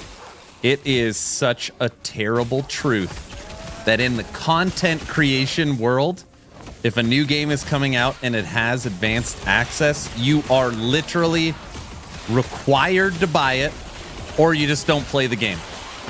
Because starting 4 days late, you're like, the game's already done basically by that point. It's ridiculous.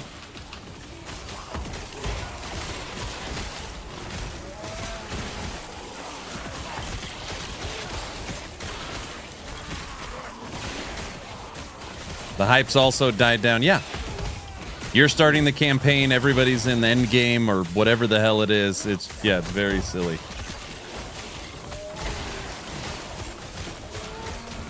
Did PoE 2 didn't do any early access stuff, did they?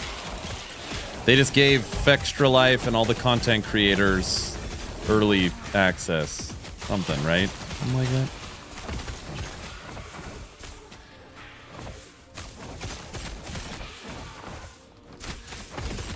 Oh yeah, it's in early access. I meant early, like you could play the game earlier than other people.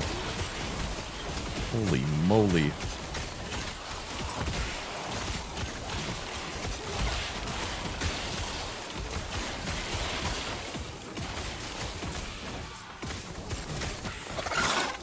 Obviously, I'm extremely biased. I like Last Epoch's model. A cheaper box price, right? $30 for the game. $35 for the game. If you catch it on sale, it's $27. So a cheaper box price. That covers all content forever. And then if you want, you could buy cosmetics.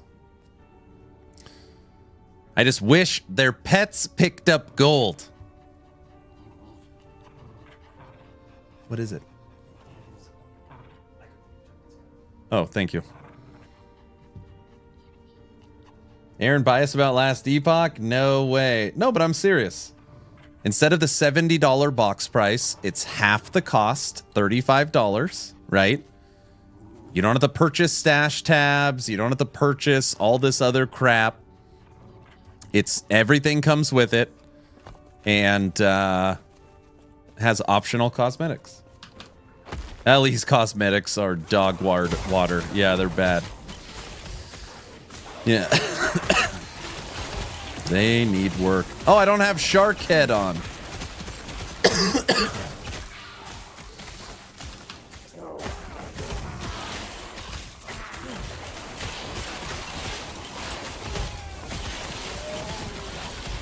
People tell me, and I don't know if it's true, that grinding gear games, PoE's initial cosmetics weren't good either. I don't know if that's true. And it took them a while to kind of get that going. But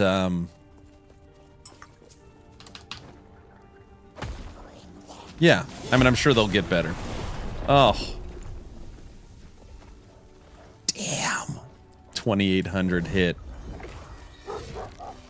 Healing's cosmetics are still not that good most of the time. They're pretty cool. I like them. Ellie is the best bang for the buck. Oh, for sure. I mean, I have 4,000 hours into Last Epoch, and I still have fun and enjoy it. That's why, super fun. Who the hell? What did he... Super fun, awesome time. If you like Path of Exile, if you like Diablo, if you like Torchlight, Titan Quest, Grim Dawn, if you are a fan of this genre, $35, and you never have to spend another cent. I think it's the best. It's so good. And get it through my Nexus store. You know, if you're gonna get it, you should just get it there. It's the best price.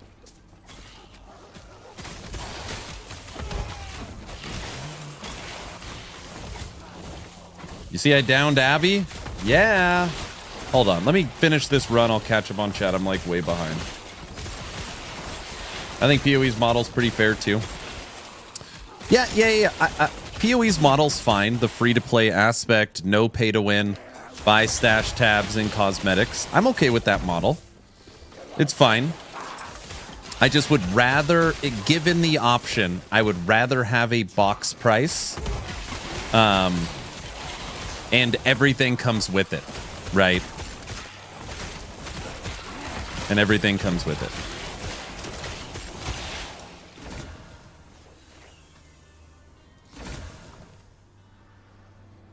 PoE's model is practically a free trial, box price, as far as I care. Yep. Ironforge, thanks for the tier 1 sub, sir. But I'm so lazy right now. I'm not even replacing the egg. I'm just letting the game pick an item for me.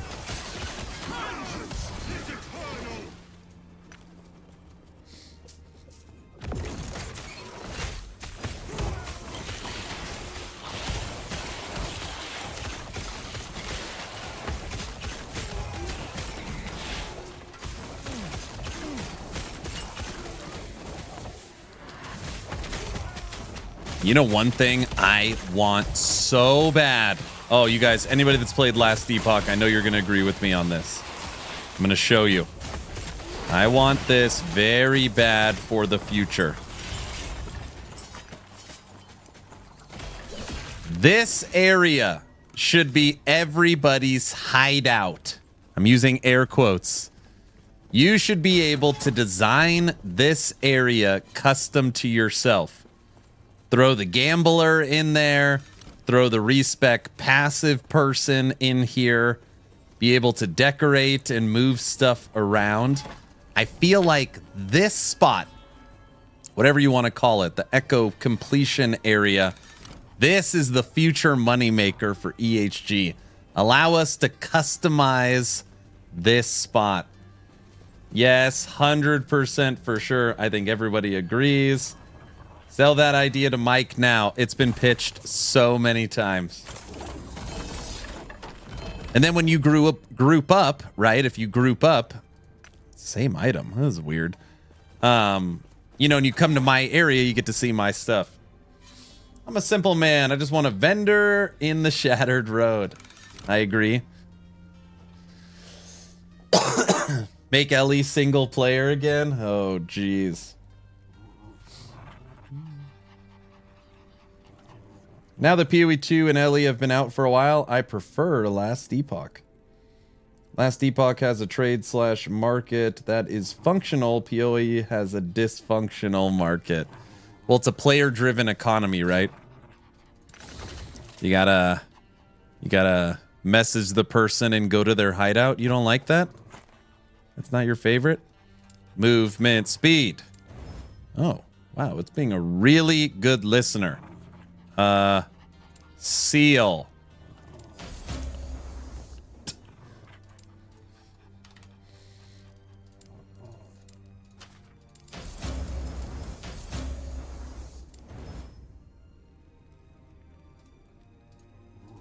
Because of the price fixers.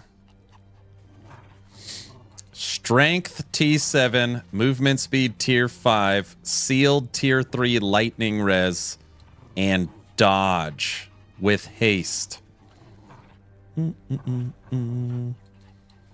You're making me want to make an LE build now. Look at this deterministic crafting.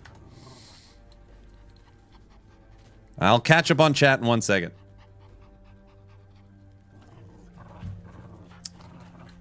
Okay. Chaos the dodge. You got to chaos the dodge, right?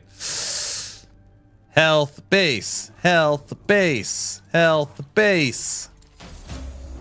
Necrotic resistance.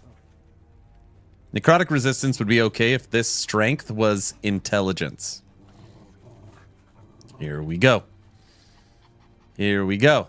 And cooldown recovery works. Perfectly rolled 20%. That is not a bad craft. It also has a 50% almost perfect implicit roll.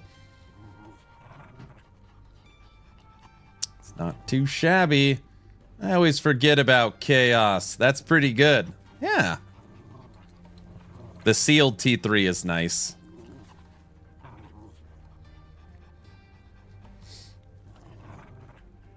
I want to make female and male characters for all the classes. That's coming. They talk about wanting to do that as well. That is for sure on the future list for Ellie. The reason why they haven't done it yet is because, again, they want to finish core systems. They want to give you the new monolith. They want to finish all the existing skills. They want to finish the 2D art matching the 3D renders, right? They're just... Last Epoch, in the 5 years that I've covered the game, we talked about this yesterday, they have never been able to be truly forward focused. They are always updating an old crappy skill or updating an old crappy passive tree or updating the monolith or adding in the art. Like, they're never forward focused. They always have something that needs replacing, right? And as they are trying to compete with Path of Exile 2 and Diablo 4 and Titan and Torchlight Infinite and all these other games, they know that their quality needs to be higher. So the scope creep is huge, and it just takes freaking forever. It takes forever. But the reason why they haven't added male and female versions of each character is because then you have to remake every item in the game. Like this body armor would have to then fit a female body, which right now it is designed to fit a male body.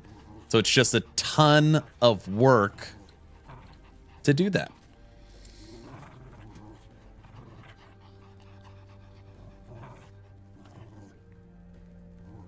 If they will ever complete it, I know.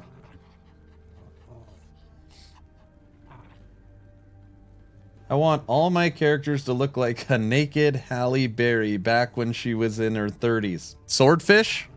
Swordfish? Never mind. Okay, let's catch up on chat.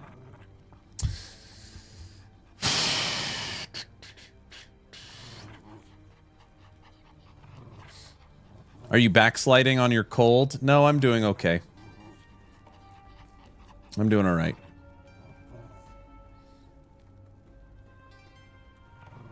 Yeah, it is an awful model to pay for a few days of extra game time. However, it is the grand scheme of monetization. It is the lower the bad scale. Sadly, so much worse monetization models. Yep. I sort of understand early access for MMOs and such. Staggers the launch day. And spam. Yeah. LE's best bang for your buck. I do want them to do something so I could support them, though. They need better cosmetics, supporter packs, a cosmetics only battle pass. I don't think you'll ever see a battle pass. I don't know, though. LE is the most ethical live service pricing model for sure. Yeah, they're really good. I quit LE after 250 hours, I think. PoE 2, I still play after 350 hours. Endgame difference is huge. And that is... Chaos, that's really interesting you say that. Because, I mean, I don't want to say a lot of people. Multiple people have told me that the Atlas in PoE 2 is basically the monolith in LE. They are extremely similar. They're extremely similar. I would guess you've made a lot of characters. A new trailer for Dragonkin was released today. It looks pretty cool. Send it to me on Discord. We could watch it. I like Dragonkin. I invited them on the podcast with me and Frosty. We'll see what they say. Ellie is amazing. I downed Avi. Nice job. You could waste hours iterating a build just messing with one skill. Yep. Salesman Aaron. Grim Dawn is my favorite. LE comes in second, then PoE. No pay to win when you kind of get completely gimped in trading if you want to have a premium tab. Yeah. Wasn't there an argument back in the day that Path of Exile is pay to win? Because if you truly want to play a new league, it is required you buy stash tabs. So under the fundamental that it is required. I know it's silly.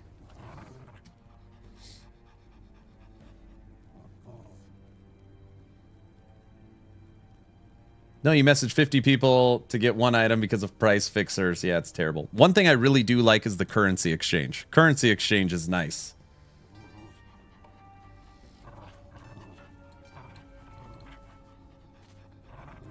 They need to respond to dozens of messages, and hopefully the message they choose is yours. Yeah. This area with a picture of Aaron's face in the middle.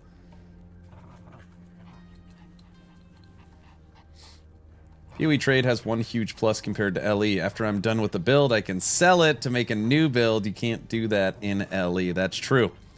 But think about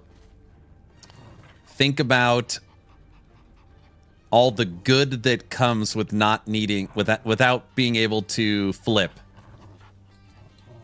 It's just a totally different mentality, right? Earlier, I had 700 million gold. Granted, I spent 600 million of it. We don't need to talk about that. I can go buy every pair of boots in the market that has hybrid health, right? And then I could just post all the hybrid health boots with whatever price I want. It just changes the entire economy. It's just, no, I like that you can't flip items in LE. It also means that you are truly purchasing items you want for your build instead of always searching for items that are undervalued for price flipping. I think it's better. I think it's better. Talking about art, today I tried Dive Bomb movement node. Was sorely disappointed. Please don't make a woman like TLI. Oh my gosh. Next patch is extremely important for LE. Yes, it is.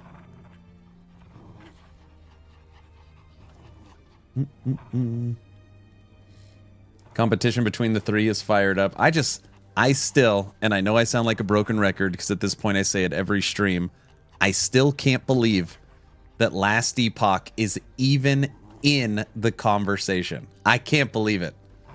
It still blows my mind away. I mean, I was playing the game when there was 50 of us. Like concurrent players, there was 60 people. And we were excited when it broke 1,000. And then when they launched 084, which was the Druid update, where you can now, they updated the transforms, and they had 8,000 players. It was like, we've arrived. We've made it. This is unbelievable. People are always like, Last Epoch will never be better than Diablo and PoE. And I always say, they've already won if you're comparing the three. It's just unbelievable.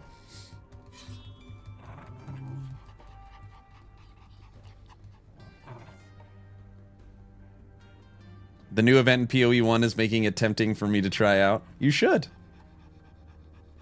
It isn't required. I played for 3 years without buying stash tabs. It definitely makes it better with them, but it isn't required. How's your coffee? It is good. Thank you, honey. I appreciate it. We need to stop calling PoE 2 as 2. It's 1.2. Oh, jeez.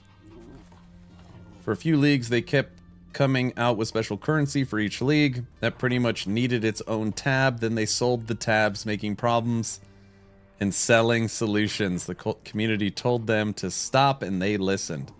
Oh, yeah, I really hate that. Is that what the big controversy was? Sam, I still think they do the game package with the special tabs and premium tabs. Yeah. Last Epoch has this chain of endgame maps, and you can go through. Like LE, that's similar, yes. But you got Delirium, Rituals, Expeditions, and Breaches. So each map feels like it has a purpose. With LE, you rarely feel that. All you do is pretty much aimlessly going to Oribus or a boss or a nemesis. Yeah. No, I mean, I hear what you're saying, but the functioning core of the end game is the same. If Last Epoch was like literally these images, right? Let's just take this image, and they change the images where some have nothing, some have breach, some have expedition, some have delirium, and you know that when you click on this, it's breach. It is the same. I mean, it's the core system is. You could say yes, but inside of the PoE 2 endgame, there is more to do per run. Sure. But the core endgame is identical. Then you take this thing right here, and here's your tower. And you could put a thing in that makes this change. I mean, the core system is identical.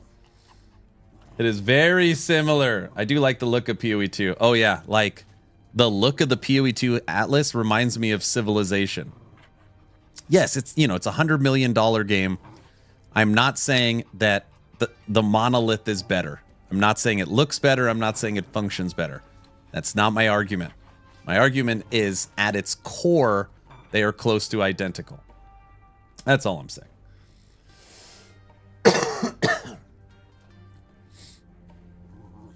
Yeah, the market system is perfect item syncing. Trade's too loose. I prefer having the market in LE. It's too much more simple. Well, you can be wrong, Aaron. It's okay. Yeah, the market flipper will exist if it was different, but that doesn't mean everyone will be doing that. Well, of course. But it would change the market. If I had 700 million gold, I could personally manipulate the market in LE.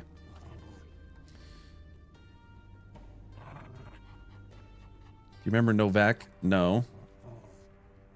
Novatic? No. I wish LE had league mechanics for monoliths. That stuff's coming. I have more playtime in LE than PoE, PoE2, and D4 combined. I agreed, Aaron. Those early days were something, I know. I'm almost caught up on chat. I could agree with Diablo falling apart. I played the last season for a few days, and I'm done. Ziggy D's video on LE's crafting sold me on Last Epoch. It's the best crafting in the genre. And that's where Last Epoch really shines. And this is actually why PoE is so good too. Last Epoch is literally a game where it is designed by like extremely serious ARPG players. Like this game is designed by people that love and care and know the genre, right? The loot filter, the faction system, the inventory, the crafting, right? Yes, of course, it needs more. But when you look at like the core systems, they're just done so well. Everything's got hotkeys. You're never talking to NPCs. You're almost never in town. The skill system, the way you could, the conversions of the skills and how they work with items. And it's just, it's got a really good core system that you're going to see a lot of improvements upon in Season 2. And for the love of God, get rid of arena key nodes in the monolith. You don't like them?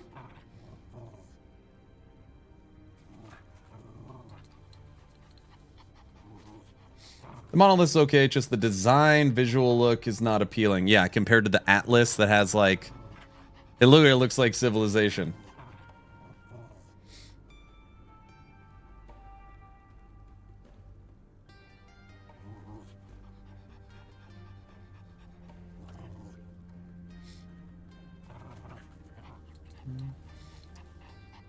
Action RPG is compromised. Why when I watch other content creators like PoE and D4 content creators, why they don't mention LE? Not even in the chat. But when I watch you, it's constantly comparing or we do it better over here. James is so funny. James, I will stop answering questions. I promise. When I watch PoE creators, they're not talking about Last Epoch. Yeah, go figure. What are you talking about? It's really funny.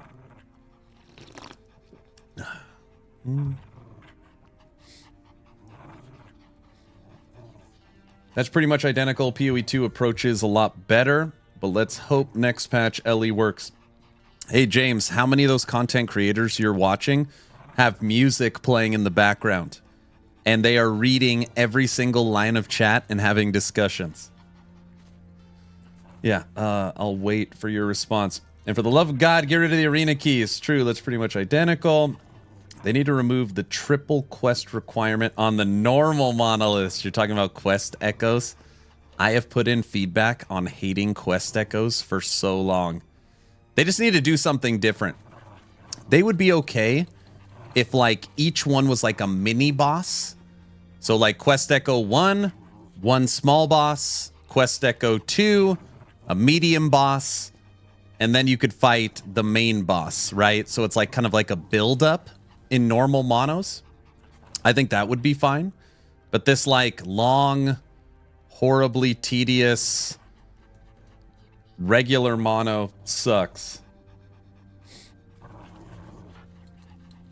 The only difference is you can upgrade nodes in the maps in PoE 1.2 versus LE. I remember people going for XP all the time. They know, and you could tell with the success of the game, they can put a lot of resources in Endgame. Yep. The in-game guide for LE is also fantastic. Yep. Someone call a plumber. Oh, geez. I agree with that. Lose the arena key rewards. They always make me want to take a different path. This or that. Both games still pique my interest, and I will gladly support both and play both when new seasons come out.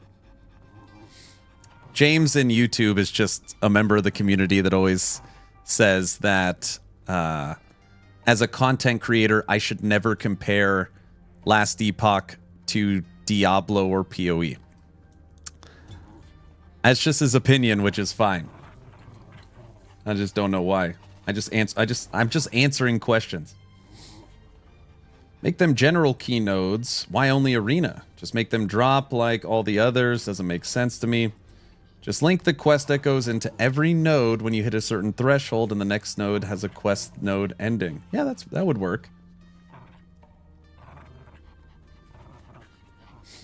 PoE 2's Atlas map will look dope in LE, but in the Void design, dude, could you imagine if EHG is like updates it and this looks like PoE 2's Atlas? It's all three-dimensional and it's got a whole bunch of crap, but it's in the Void design, so it's like Void is taking over everything instead of corruption.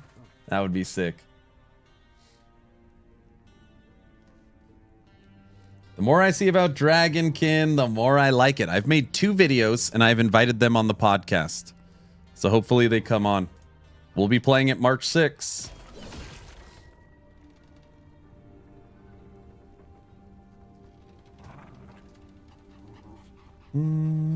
Iron Forge. When you get a second, if you can, send me the trailer. We'll watch it. I am officially caught up on chat. Everybody, as a joke, we took our Lightning Wolves to 680 corruption. This is 679. Which should be definitely pushing what we are capable of. But right now, we only have 1 death at this range. Linked on Discord in the general chat. All right. After this run, we're going to watch a new trailer for Dragonkin the Banished. This is an action RPG that has piqued my interest. And I want to be clear, this is not a roguelite or roguelike. It's not third person, first person. This is a isometric action RPG. A Diablo-like, an Exile-like. An actual full-blown ARPG. Coming early access March 6th. Yo, what about Dragonkin? There's a new trailer we're going to watch that was dropped today.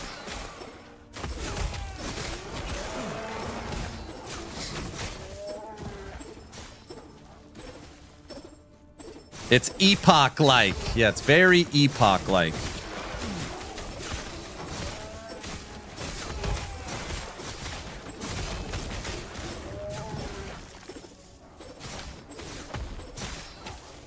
Oh, we're running past the thing. You're very, very sore, huh? You get a good workout in?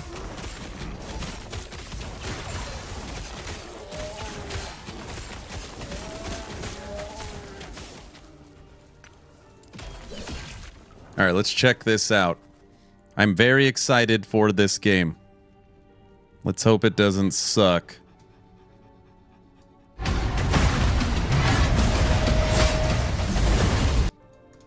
Okay. Dragonkin the Banished. Isometric action RPG dropping early access on Steam. March 6th. It'll be a $25 game, but the launch price will be $20. So if you get it when it first comes out, $20. It is launching with 3 playable classes, a barbarian, a knight, and a source.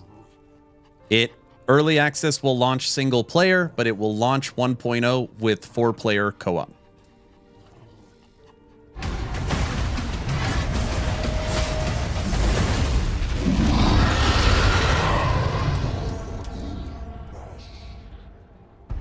Hi hunters! In this video, we're going to dive into the world of Dragonkin.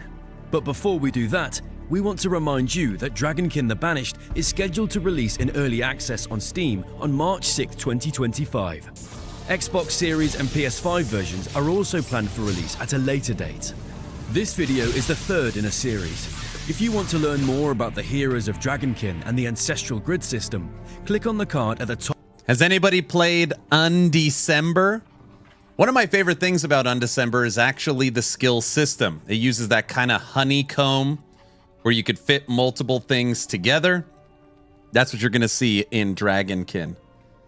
Game looks really, really clean. I think it looks dope. Yeah, it looks exactly like Undecember. Hey, Junkie. Greetings from Junkville. Thank you so much for the raid, sir. We are playing some Lightning Retaliation Wolves. But we're taking just a pause for a few seconds. Give you a shout out. To watch a new trailer for the new action RPG Dragonkin the Banished. Welcome, everybody. Top right of the screen. Without further ado, let's jump right in.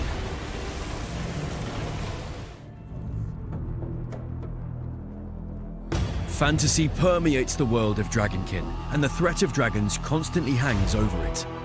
These evil creatures were once Drachiels, enlightened beings created by the Eternal. But pride corrupted them, and they were banished to unknown lands where they transformed into formidable dragons. Back to the present day, the dragons are trying to escape from their prison by corrupting humans. This draconic corruption spreads in two ways, through the dragons' voices and blood. Their voices penetrate minds, causing madness and terror. As for their blood, all those exposed to it are transformed into Dragonkin, which are monstrous and terrifying creatures. The world of Dragonkin was built on these foundations, its locations, its characters, and the enemies you will need to face. Your adventure starts in the plains that surround the city of Montesky. They were once a peaceful place and the city's agricultural region. But they have been ravaged by the draconic corruption, and even the domesticated animals have become I can't get over the angle. Has anybody else noticed this? I know I brought it up last time we watched it. It's like, I mean, it's isometric, but it's like angled down just a little bit. Obviously, it's not third. It's like in between third person and isometric. I noticed it, but it doesn't bother me. I hate it. The view on OTS of the Dragonkin is like D4 scenery view. This is out. LOL Undecember ripoff.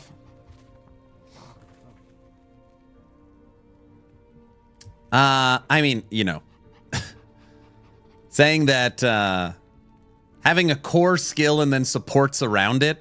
I mean, that's for the most part, most action RPGs. Just instead of a link system, it uses honeycomb. They're all kind of the same. It might be zoomed in to show off the characters. 45 degree instead of 60. Do we know the engine it's built on? What an excellent question. I'm asking them right now. I don't know.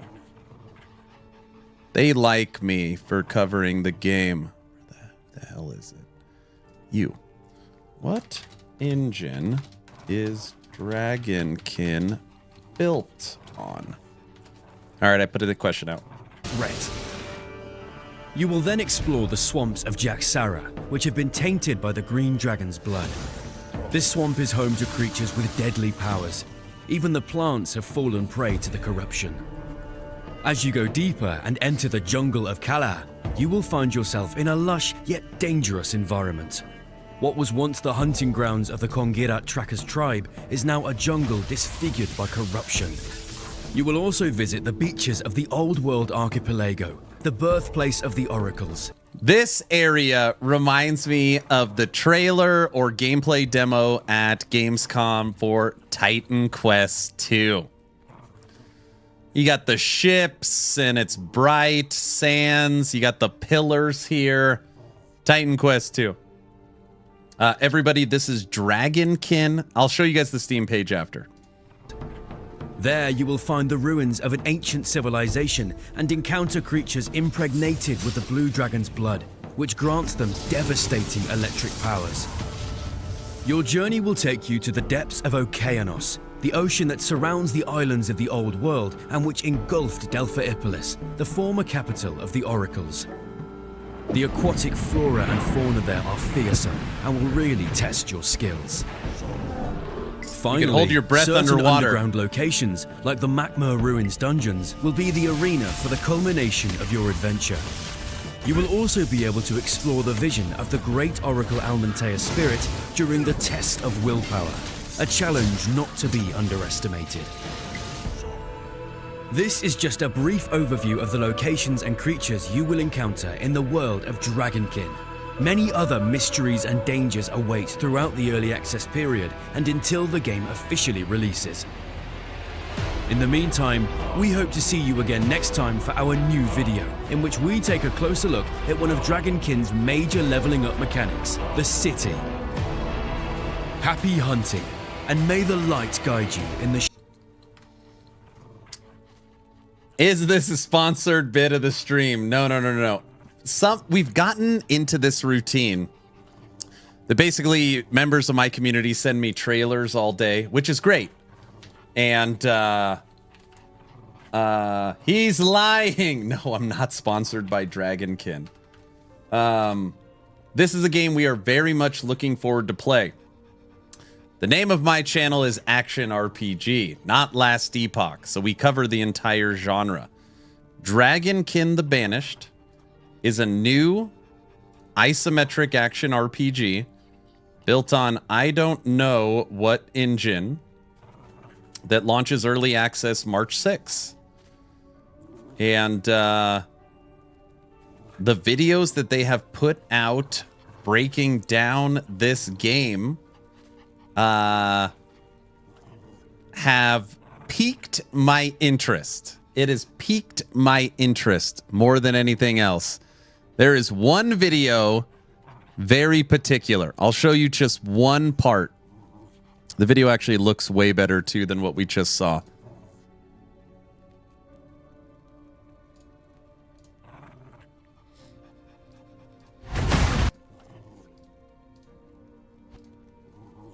Check this out. Furthermore, a character skill can even trigger multiple wormling skills as long as just watch this part. With the Oracle's Ethereal Stings skill. Its description says that it triggers when an enemy is hit. You can see that when the Ethereal Stings skill deals damage to the training mannequin, the Ice Wormling skill triggers. Oh, it's Unreal 5. The Wormling skills can also be upgraded with more. But look at the visual breakdown. This is a 4K video they put out. This looks way better than that last trailer. Just watch this. Watch this for a second. Modifiers just like character skills, as long as the modifiers are compatible. Furthermore, a character skill can even trigger multiple Wormling skills as long as they are compatible, which further increases customization possibilities for your skills. As this is you my can see, favorite part. Each character class and each Wormling type are associated with an element. By triggering your Wormling skills, you can use its element as well as your character's element. If you sufficiently upgrade one of your character's skills in the ancestral grid, you enable what we call symbiosis. Your skill combines with your Wormling's element. For example, the Knight's Flame... I know this is such a small little detail, but you know you've done it right because the icon on the skill actually changes and gets all smoky. And now you are a fire ice flame. Thrower skill can deal ice damage if you have an ice Wormling. Symbiosis changes the appearance of your skills as well as their effects.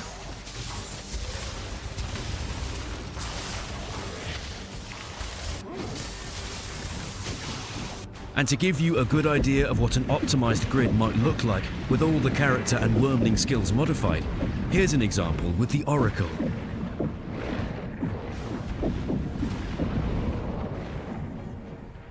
As you can see, Dragonkin's skill system with the ancestral grid, fragments and your Wormling offer a vast amount of freedom to customize your skills and playstyle.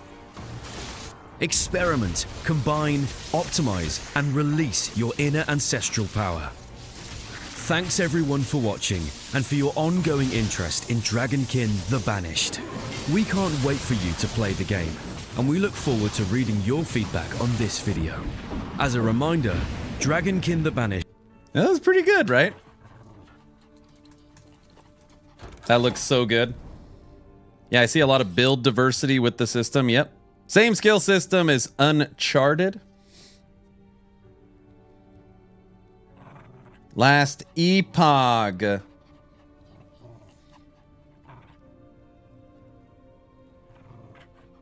Looks 90% similar to the DPS dummies in Undecember. Yeah, I really don't have high hopes for Titan Quest 2. I hope it's good, but I really doubt it. I'm going to play Titan Quest 2. I'm going to purchase it. I'm going to play it. And I don't have high hopes either. Unfortunately.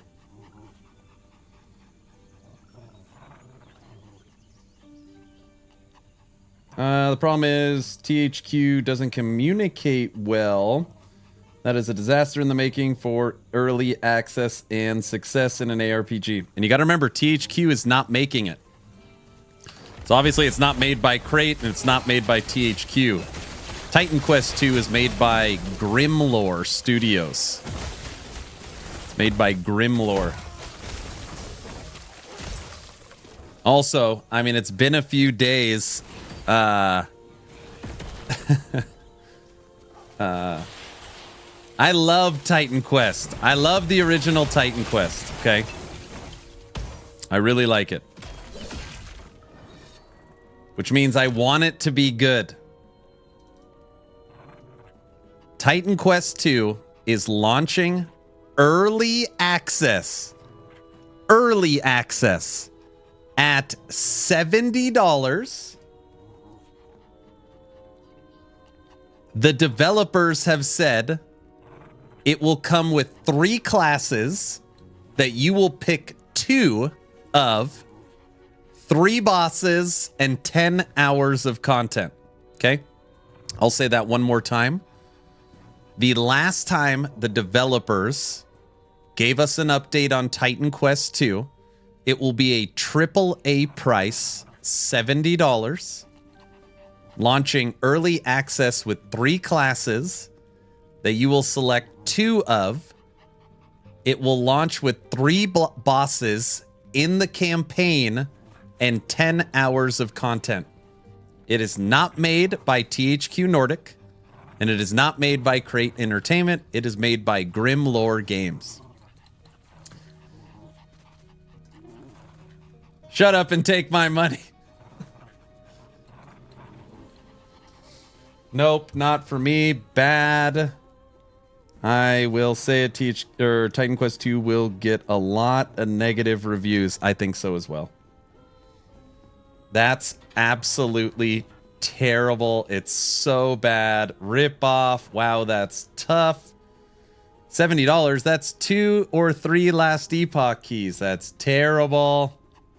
That's a lot.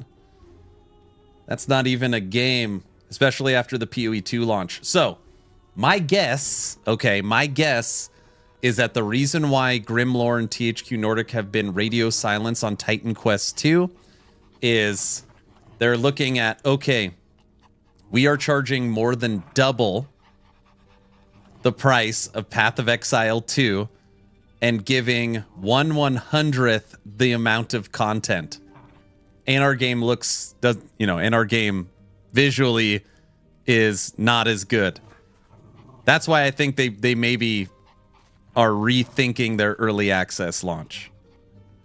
Just my theory, but I don't know. I think PoE 2 has changed Titan Quest 2. But we'll see. That's like $7 an hour of 2 Last Epochs. What's up, Frosty LaRue?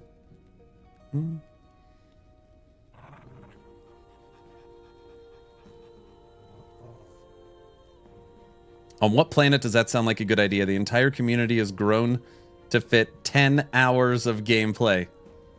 I know.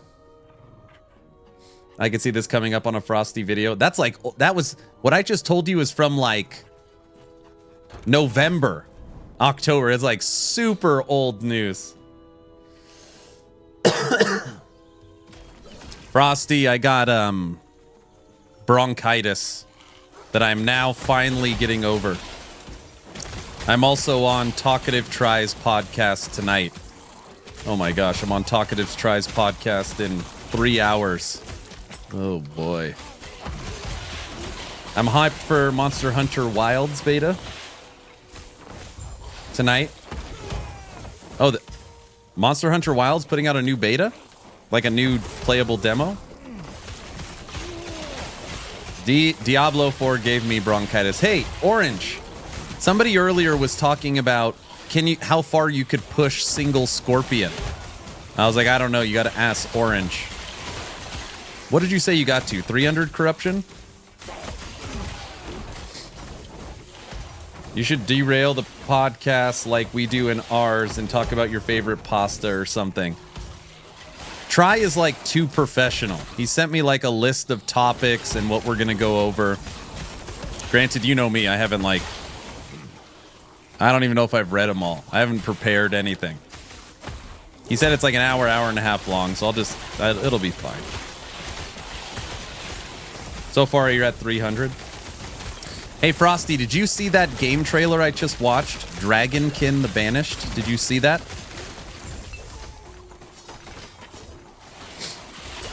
We just watched it a few minutes ago. I don't know if you just got here.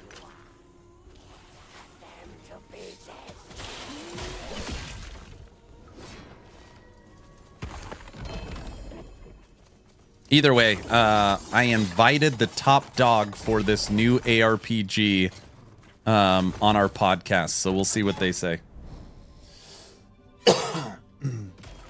Bronchitis, ain't nobody got time for that. I know. Have Hog swing by and talk monster trucks for an hour. That could work. Anyone could play the leaked Titan Quest 2 game. Yeah, Titan Quest 2 got leaked too, like the demo version or whatever. Dude, they're in so much trouble with that. I've been super busy with work. I was commissioned to edit 40 videos due by the end of the month. I've not seen anything or had time to edit my own videos. I see. Well, there's a new isometric action RPG, an Exile-like game that I have not played. It comes out March 6th. And, I mean, at least in my community, there's a little bit of buzz around it. And there's tons of questions. What's Endgame like? What's progression look like? Co-op, multiplayer, engine, you know, just like, is it a live service game? Like, truly, there's a lot of questions on it. So I invited him on, so we'll see.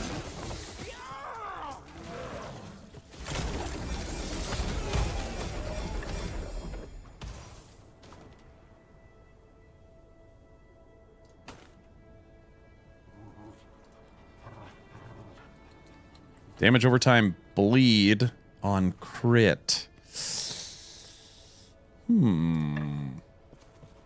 Sounds good to me. Sweet. It's going to be my first hardcore playthrough. Can you give me a build recommendation? Oh my gosh, it sounds stupid. Primalist has a lot of DR. You probably want to be like a Falconer or something. It really doesn't matter. All of them are fine. I just probably wouldn't play Acolyte. I would stay away from Acolyte. Look at this. Dex and T5 health and vitality. You need to seal.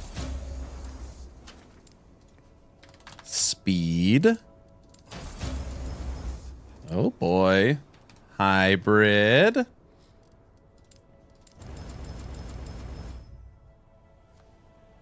It's not the right base, but T7 Dex, T5 movement, T5 health, T5 hybrid, T2 vitality. That's a spicy meatball. If you're playing hardcore, you do not play Necromancer. Don't play Necro. You can play Warlock. Sorry, Aaron, I had a phone call right when you asked about the Scorpion thing. Did you answer the question? Yes, I'm good. Thank you, sir. I would adore the devs of Dragonkin if they give you camera angle change. That's all the stuff we would ask. Those are all good questions.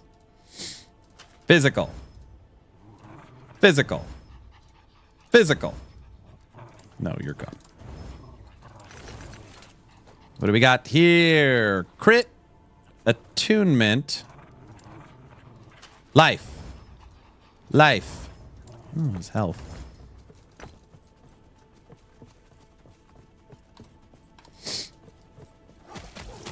Necromancer, if you're playing hardcore, you are literally required to run low life. So you need Last Steps of the Living, you need Exanguious, and you need the low life experimental affix gloves that you can get from an exiled mage. Period. Is the only way to play it. Camera angle is not that bad as it seems. It's just a little different. And I'm okay with different. It's just like, I just, you know, I just like hone in on it. It almost kind of reminds me of like Diablo 4 when it was like, before Diablo 4 pulled their camera out. And it was like mildly, it was like too zoomed in. Like how D4 is when you're in town. Oh, I can't talk bad about D4. Frosty's here. No, never mind. I sent you a link to check out. I've already seen that one. Yeah, the darkness. Are we talking high corruption pushing or just empowered monos? This? Oh. If you're talking about where I'm at right now, this is 680 corruption lightning retaliation wolves. If you're talking about a hardcore run, I don't know.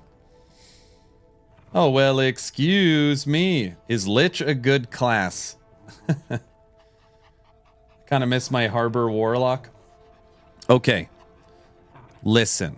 When it comes to your personal favorite masteries, okay, everybody has their own opinion. It is of my opinion that there's got to be a first and there's got to be a last. And I would put Lich dead last. Not because I don't like transform. I love transform skills. I think Lich is the worst play experience in last Epoch. I hate it so much. The way it's designed, I think it's terrible. Even Mike, when he was streaming it, he's like, in the nicest way he could put it, it's terrible. Lich is a bit of high maintenance. It's horrible, man. Basically, you're running around in Lich form, sealing your life, and if you take a big hit, you transform into a human, and then you run around in circles for 20 seconds. You go back into Lich form, because you are literally useless unless you're in Lich form. And you take another big hit, you go back into human form, and you run around for 20 seconds. And just most of the time you're playing, you're not even in... It's horrible. It's just... I hate it. Oh, we're screwed. Get out of there. Get him!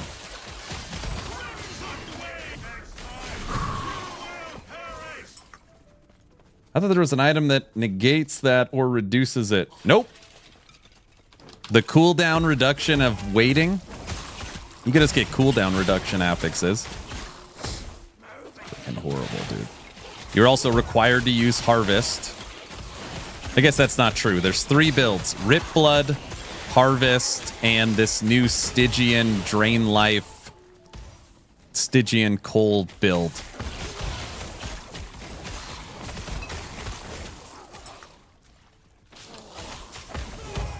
Yeah, D4 good. There you go. Minion Army Necro can push upwards to 750 corruption. Wraithlord Necro can push 1500 corruption. Yeah, but you're not tanky. For hardcore, you have no damage reduction. Literally none as a Necromancer. And I'm pissed off we still have the old passive tree. Why? How? Those are the ones where like I just sit there and scratch my head that there is still passive trees from 5 years ago. I just can't. That's the kind of stuff where it's like, man.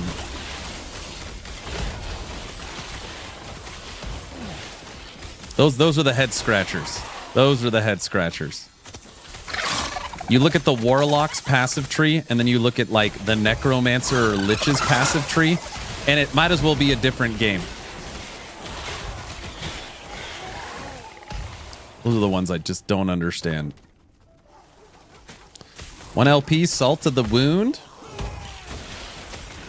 Good old ARPG mantra, I just don't get it. Yep. Stygian Coal is cool visually. Yeah, it looks like a little like necrotic machine gun. Yeah, I like that one. That's the one. The first time I saw someone play it, it was Logout. Sorry, I got a call. So is Lich a good class? No, I ranked it the worst. I think it's the worst. After the Sentinel rework, I'd say that Acolyte, Rogue, and Mage, then Primalist.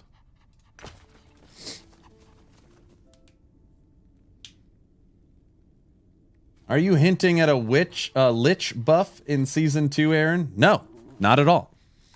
It was just a simple question was asked about Lich, and I think it is the worst mastery in the game. Lich, number 1. But I also said that is simply just my opinion. You could absolutely love Lich, you know.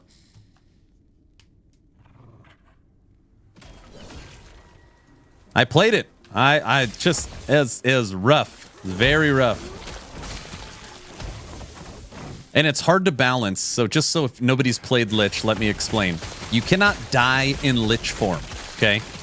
So it doesn't matter if you get hit by a nuke, you can't die. What it does is it pulls you out of form. So now, since you can't die in Lich form, but in Druid form you can die, they have to have some like counterbalance, right? Because if you could permanently stay in Lich form, in Reaper form, well, then you'll never die, right? So the way they combat this is by giving it a very long cooldown. It's 20 seconds. 1,000, 2 1,000, 3 1,000, 4 1,000, 5 1,000, 6 1,000, 7 1,000, 8 1,000. This whole time you cannot do anything. No damage. You'll get one shot. Nothing. So you got to wait 20 seconds to go back into Lich form. And that alone is like the big problem. Lich is another mastery that is idle dependent. Yeah, you're also melee if you're using Harvest, which is what most people do.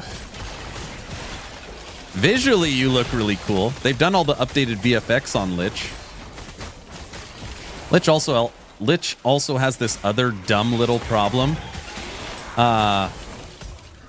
You're a bruiser, right? Like you're a melee bruiser for the most part. And your character, when you transform, you're holding 2 weapons, but you can't dual wield.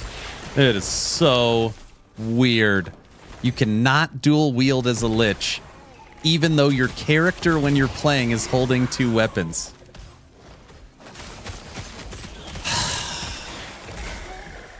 I don't get it. And they could very easily fix that. All you have to do is just do like Spellblade. Spellblade could dual wield, and they just put a node at the end of their passive tree. So only Spellblade can use it. It's like a 3-second fix, you know? I feel like that was an oversight. But what would stop EHG from allowing Lich to dual wield? I have no idea. It is just a melee class. I don't know. I wonder what sigils are going to do with. I know all that stuff, so I can't comment on it. Yeah, I hate that too. I wanted to dual wield 2 one-handed scythes. Yep.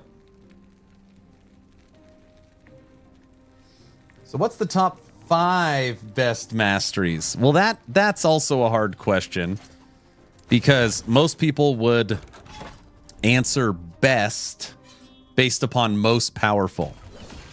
That's not how I answer it.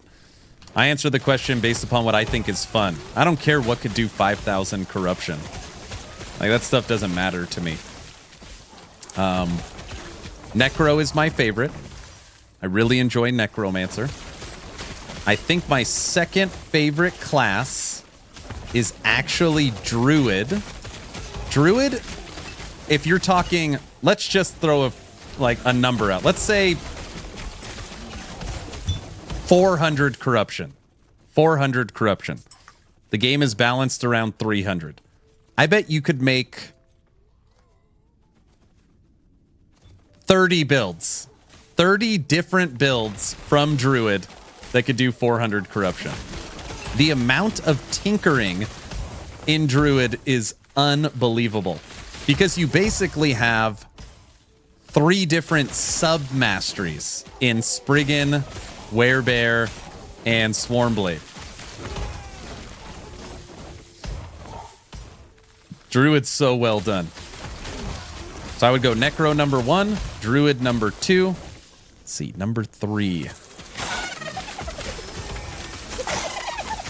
Number 3, I am going to say Warlock, because I am Acolyte biased. I like the idea of cursing enemies and being able to stack dots and curses on enemies.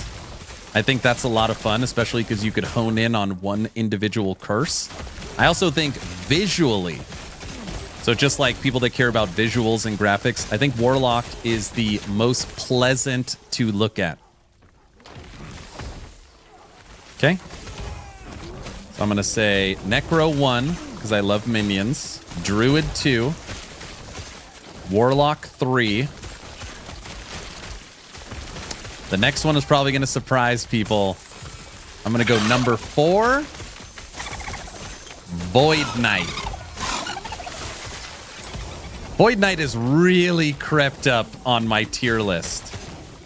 The idea of being able to echo your skills and use only vitality as your way to scale damage is awesome. So not only do you have a ton of life because you're scaling with vitality, but you could echo your skills. You could echo Rive, you could echo Devouring Orb, you could spin to win. It's also the only class, of course, really focused on Void. And, like, remember, Void Knight is Sentinel. Sentinel's getting a full rework. You're going to have new toys with Void Knight as well come Season 2.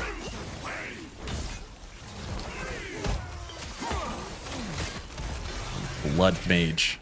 680 fully empowered Nemesis. Got him.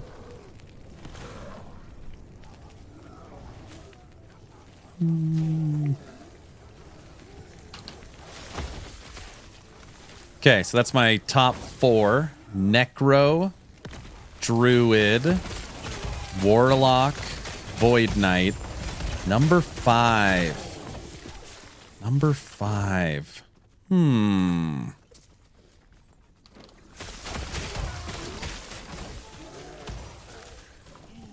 You just love Void Knight because it deals void damage. Well, that's yes.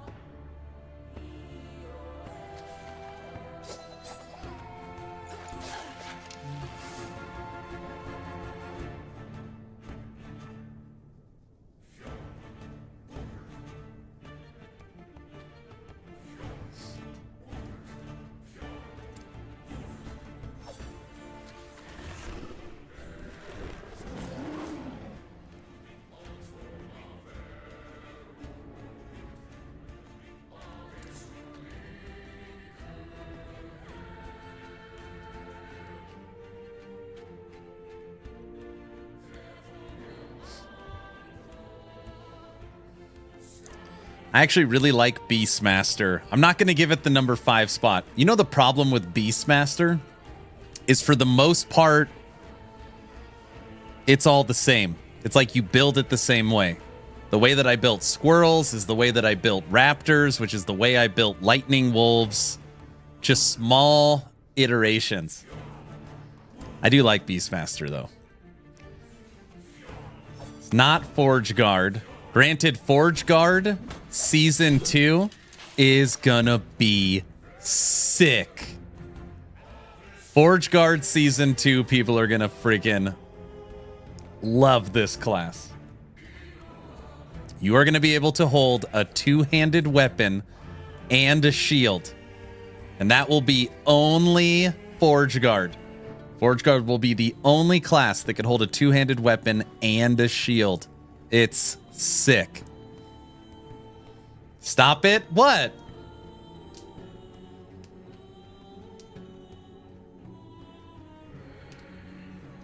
I played Forge Guard 1.0 and loved it. I know everybody guessed, and you're probably right. Rune Master is cool.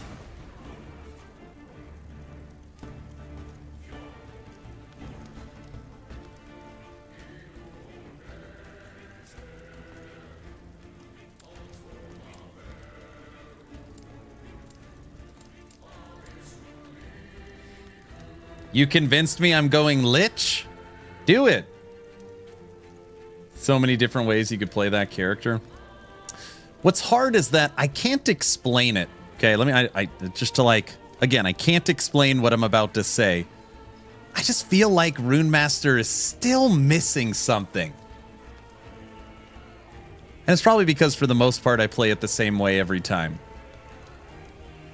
I feel like Rune Master is still missing something.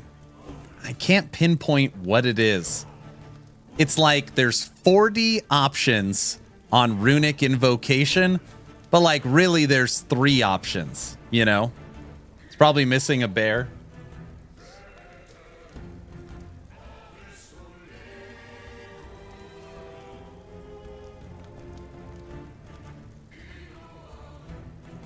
No, this character right here is a spitting image of from Game of Thrones, the Lannister dad.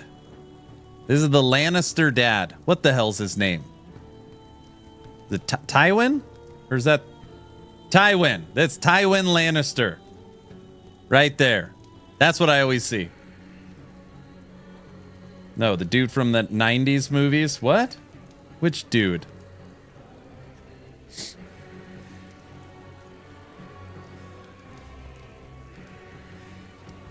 I don't know. I can't pick a 5th. You know what's weird? I mean, I know Falconer is amazing. I just didn't I just still haven't played it a lot. It's like, oh, Ballista can do 5,000 corruption. Dive Bomb can do 5,000 corruption. It's unbalanced and easy. I don't know. There's just, I don't know why I'm not anti-Falconer. I guess I just haven't played it enough. I don't know. Marksman needs love. Blade Dancer needs love.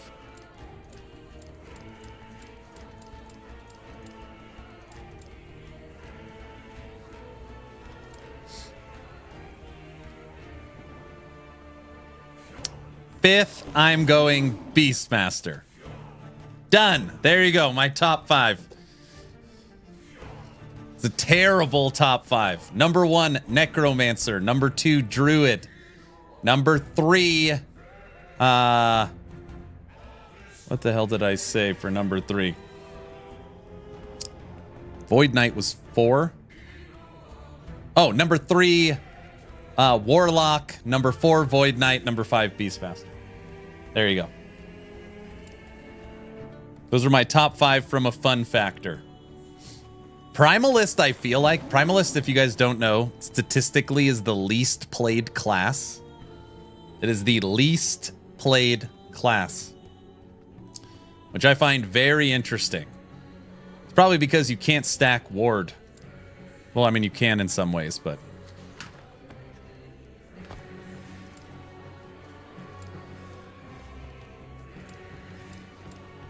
Void Knight 90, Warlock 98. Basically, Acolyte and Primalist are your favorite. And again, once Lich gets its blow up, I'm sure I'm going to love Lich. Just right now, it's horrible. I hate playing it. It's my lowest character. Look, I have 15 characters.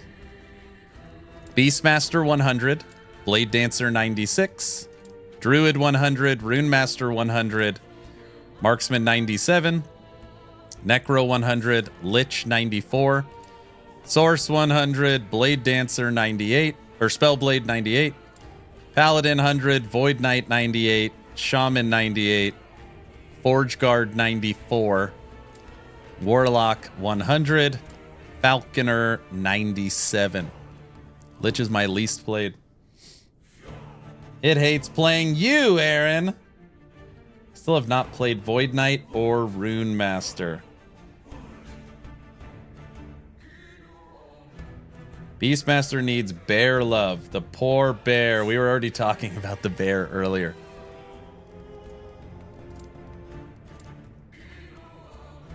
Golemancer, big fun. Yes, sir.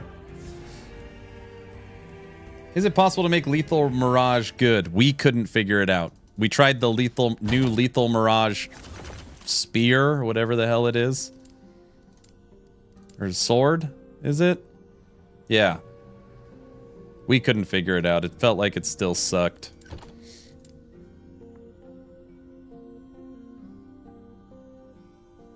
Can you make a new Sub-Zero build guide video? For what class? The problem with cold is everybody just plays Frostclaw. So if you just want to be a cold build, you pick, literally, you could pick Spellblade, Rune Master. Most people pick Source. You just play Frostclaw. The bear's already a meme. He has dreads. I might run a shaman in season 2. Again, if I knew, I wouldn't be able to tell you, okay? So that's why I'm saying I don't know. I would highly, I would be shocked if they did not nerf Storm Totem. And it's already been known that the upheaval thing with Storm Totem is a bug. So just know if you plan on going Storm Totem Shaman, it probably won't be like how it is now. I am for sure on Forge Guard train in season 2. I might be too. That's what I'm working on right now is Forge Guard. I might be too. I never know where to go or what to build on Primalist. I legit made a shaman by level 50. I was spamming earthquakes, and the rest of my skill bar is useless. I see. Well, just know that at any point in literally any build, you could put in Warcry, because at bare minimum, it's going to give you as much as 200% crit chance. And it'll cleanse ailments. And it can give you a totem if you need a totem. And it can give you up to 50% attack speed with Berserk. So almost every build, if you just don't know what the hell you're doing, take Warcry.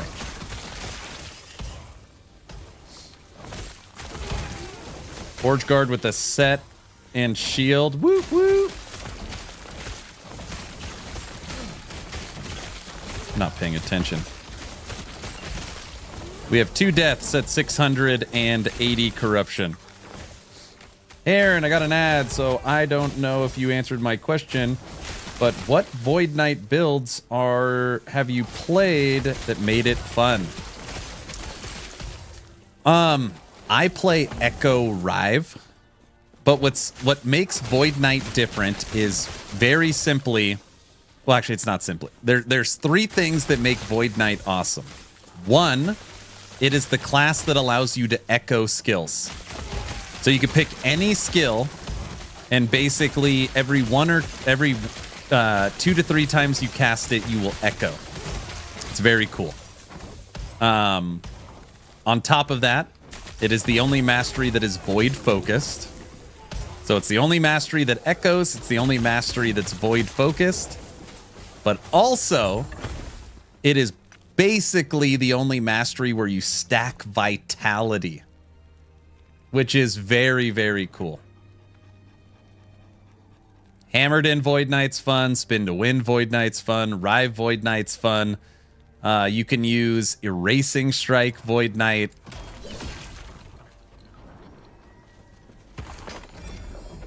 You could combo abilities with what's it called? It's movement skill. Void Cleave. What in the world is all these health boots?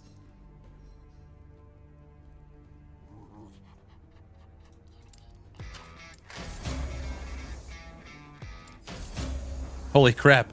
It's sealed at tier 4.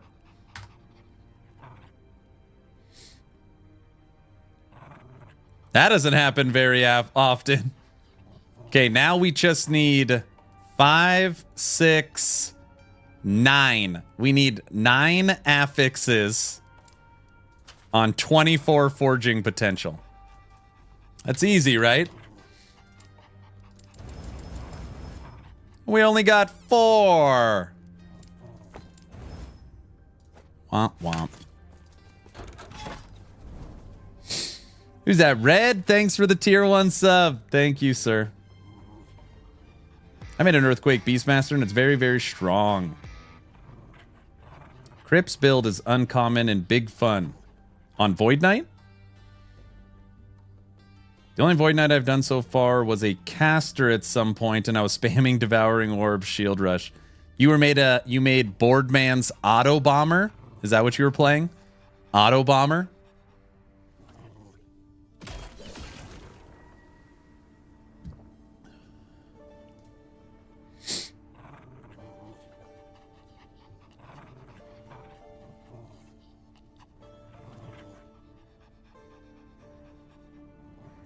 Void Smite is also an option. Yep. You can make Smite Void, and you can make it scale with Vitality. Yep. Yeah, Void Knight's awesome. I used to be all team Paladin. Paladin. Then when I finally started playing Void Knight, I was like, oh yeah, it's like not even close. Not even close. Paladin just has Holy Aura, which is great. A skill that you don't have to do anything ever.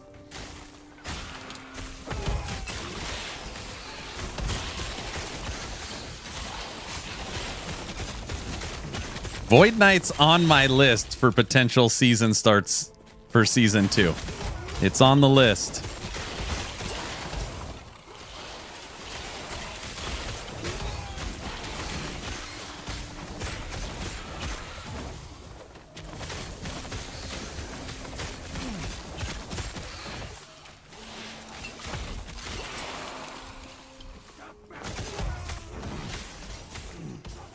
What? Not a minion build to start? I'm undecided. So there's a couple things. What the hell's killing me? There's a couple things I look at on a season start. Okay, 1, new skills. So obviously a new skill for this mastery. I could go that way. A new unique. So if there's a new unique that enables a new build. So for example, last season it was Raptors. That's what made me season start Beastmaster. So that's a possibility as well. New unique, new skills. Or in this case, Sentinel is getting a full refresh. So new skill, new unique, or something in Sentinel. That's currently what I'm looking at. And I'm undecided.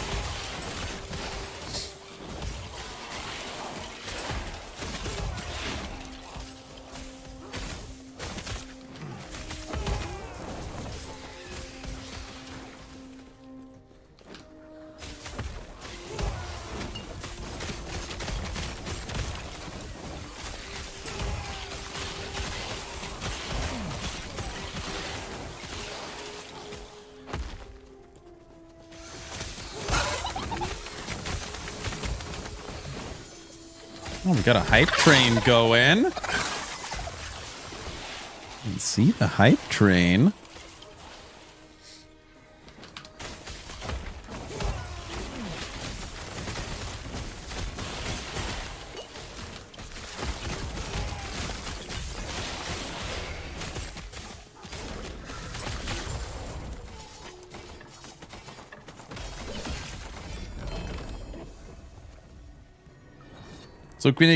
So we can exclude minion builds because they don't get new skills or new uniques.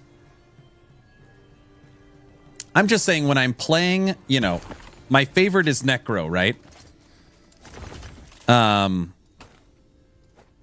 If there's nothing new in Necro, I'm just not going to make the same Golemancer build. You see what I'm saying? Like when I start the season, I want to start by showing off to the community something new, something fresh, something they've never seen before. And playing Golemancer would not achieve that. Have you tried a Scorpion Beastmaster? I have not. A Manifest Armor Legion would look incredible and would give Sentinel a build that actually gives a damn about minions. Well, they have forged weapons, right? That's basically the only minion. Well, yeah, you have Manifest Armor and Forged Weapons. You know what they need? Forged Weapons needs its own skill tree. That would be sick.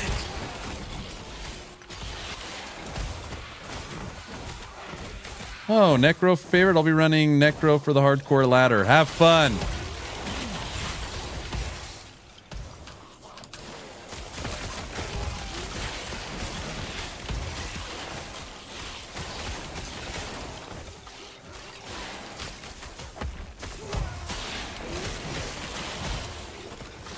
Dude, I swear Necro never gets any love. Necro never gets any love. And every season, it's one of the highest played classes.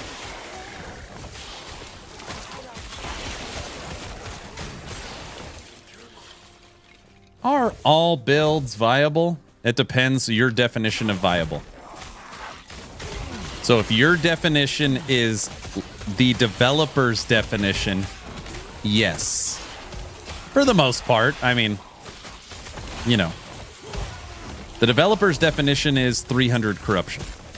If you are playing Summon Bear and you got it to 300 corruption, like you won, you know. The community does not use that definition most of the time.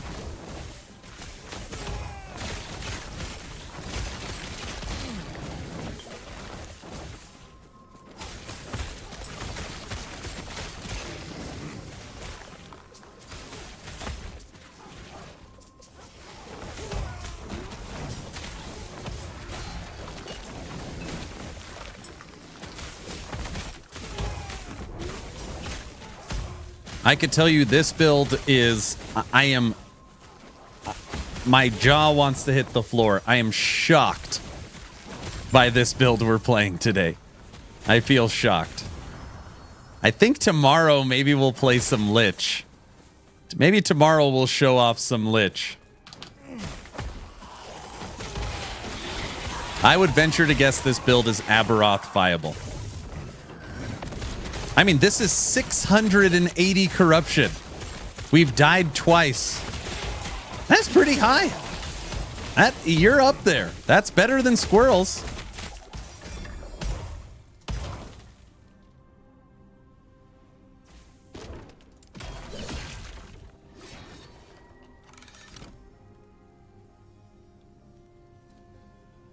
Is it Aberoth viable, though? I know. I want to do like an infinite Profane Veil build. You can't stay in Profane Veil forever. You could get the cooldown really low. You can get the cooldown low. But I don't think you could stay infinitely in it. Remember your Rune Master Sub-Zero build? Can you update it? Oh, I know what you're talking about. I want to do like an infinite Profane Veil. Starting to look over what two-handed would work. would be fun and interesting to use with a shield. Ew, Lich. Okay, this is not a leak. I don't even know why I pulled the skills up. But some thoughts right off the bat is that they've already shown some updates coming to Javelin. I think Javelin's like right in here on Sentinel. So speculation on Reddit and forums and on Discord is Forge Guard holding a shield and a two-handed spear spec'd into Javelin.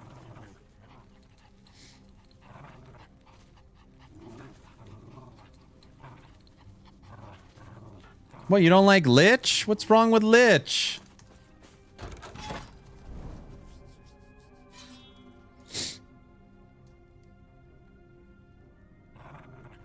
Try and get some Gaze of Orbis. Do you remember your highest corruption overall? Oh my gosh, highest corruption overall.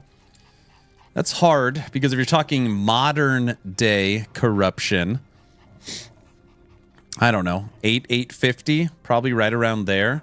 But if you talk like back in the day, I don't know, much, much higher, like over 1,000. Let's go.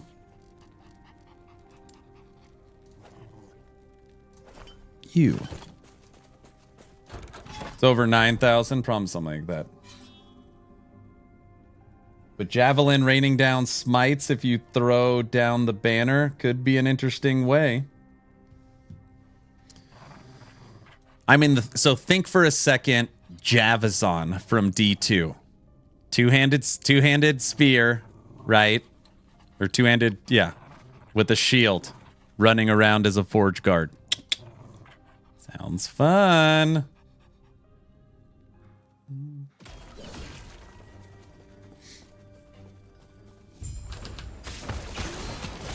Oh! Not even paying attention to, like, what we're doing. We're fighting the fire, guys!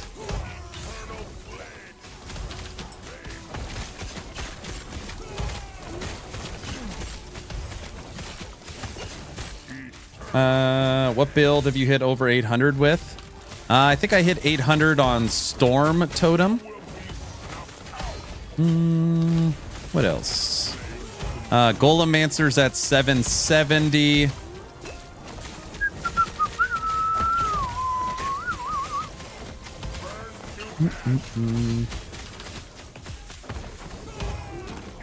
We're out of potions. I see one. I see two.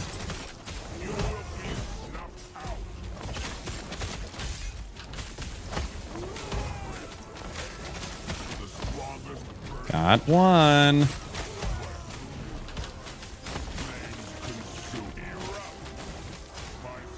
Got two. Holy crap. Damn. Lightning Wolves are really good. 679 corruption fire bosses. It's really good. All right. Did we get a good Logies? You need it to be 3-3. Fire critical strike chance, 3%. Minion critical strike chance, 3%. Would you look at that? That's a pretty good Logies. Now it needs to go in a Nemesis. Season 3 request, Void Mage. Javazon? I know, right?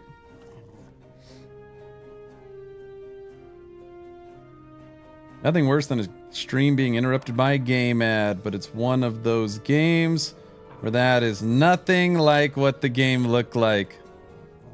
With next season, are we going to need to re-roll seasonal characters or experience new stuff, or can you still use Legacy? They haven't said, so I don't know. I would venture to guess you could still use Legacy. We will be starting fresh on the seasonal ladder. I just don't know what I'm going to play yet. I'm undecided. I am undecided. I haven't played in a while. How does Nemesis work? Can you put any item in there and make it into a legendary? So the Nemesis, the way it works is you could put any unique in it that does not have legendary potential. So I could put this in it because it doesn't have LP, but I couldn't put this in it. And what it'll do is it'll either do nothing, which it almost never does nothing. It'll turn it into a legendary with random affixes, or it'll add anywhere from 1, 2, 3, or 4 LP to your item. It is the unequivocal best thing that came out of Season 1. You get very excited when you see a Nemesis on the map.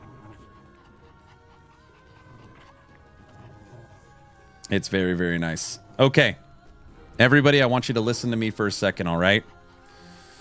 Tonight, here, I'll link it again. I only have the YouTube link. Tonight, I will be on Talkative Tries podcast, okay? So I will be on Tries podcast. It starts in 90 minutes. It starts in 90 minutes. So tonight I will be on Tries podcast, which will be live streaming on YouTube and Twitch, okay? Since I am fighting bronchitis, I'm going to rest my voice for a little bit prior to that stream, okay? So today, I think for me on my stream, I'm going to call it right there. Wolves are... I am shocked with how good they are. I am shocked with how good they are. 680 corruption. Being able to actually beat echoes fairly quick. 3.5 hours of streaming, only 2 deaths at that level, and being able to kill the triple fire bosses.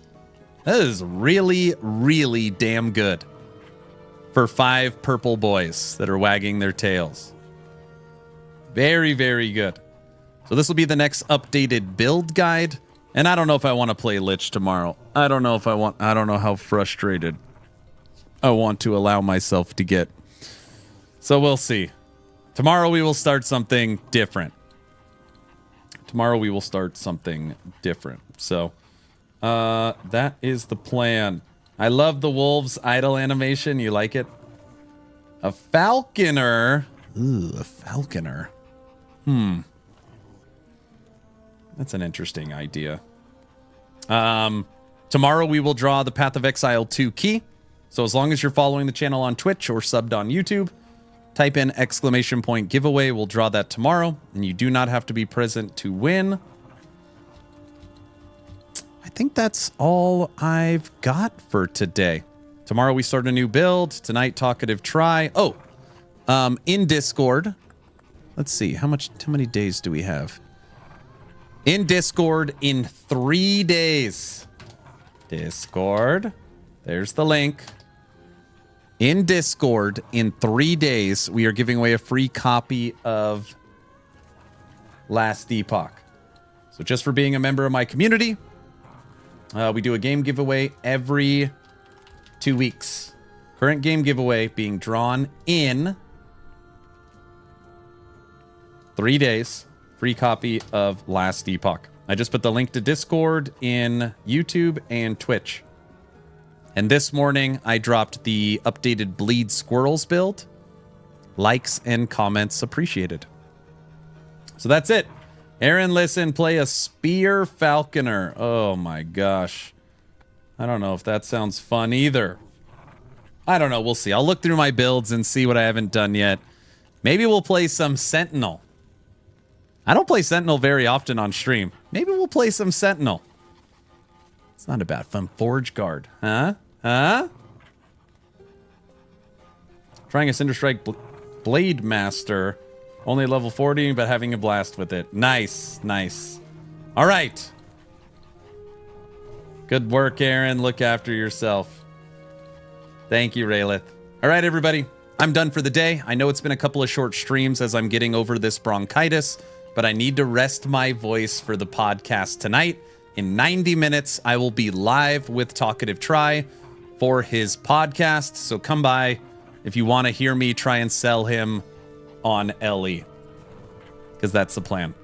I'll see you guys tonight. If not, hit me up on Discord if you need anything. And if not, I will see you tomorrow. Bye, everyone. See ya. Bye.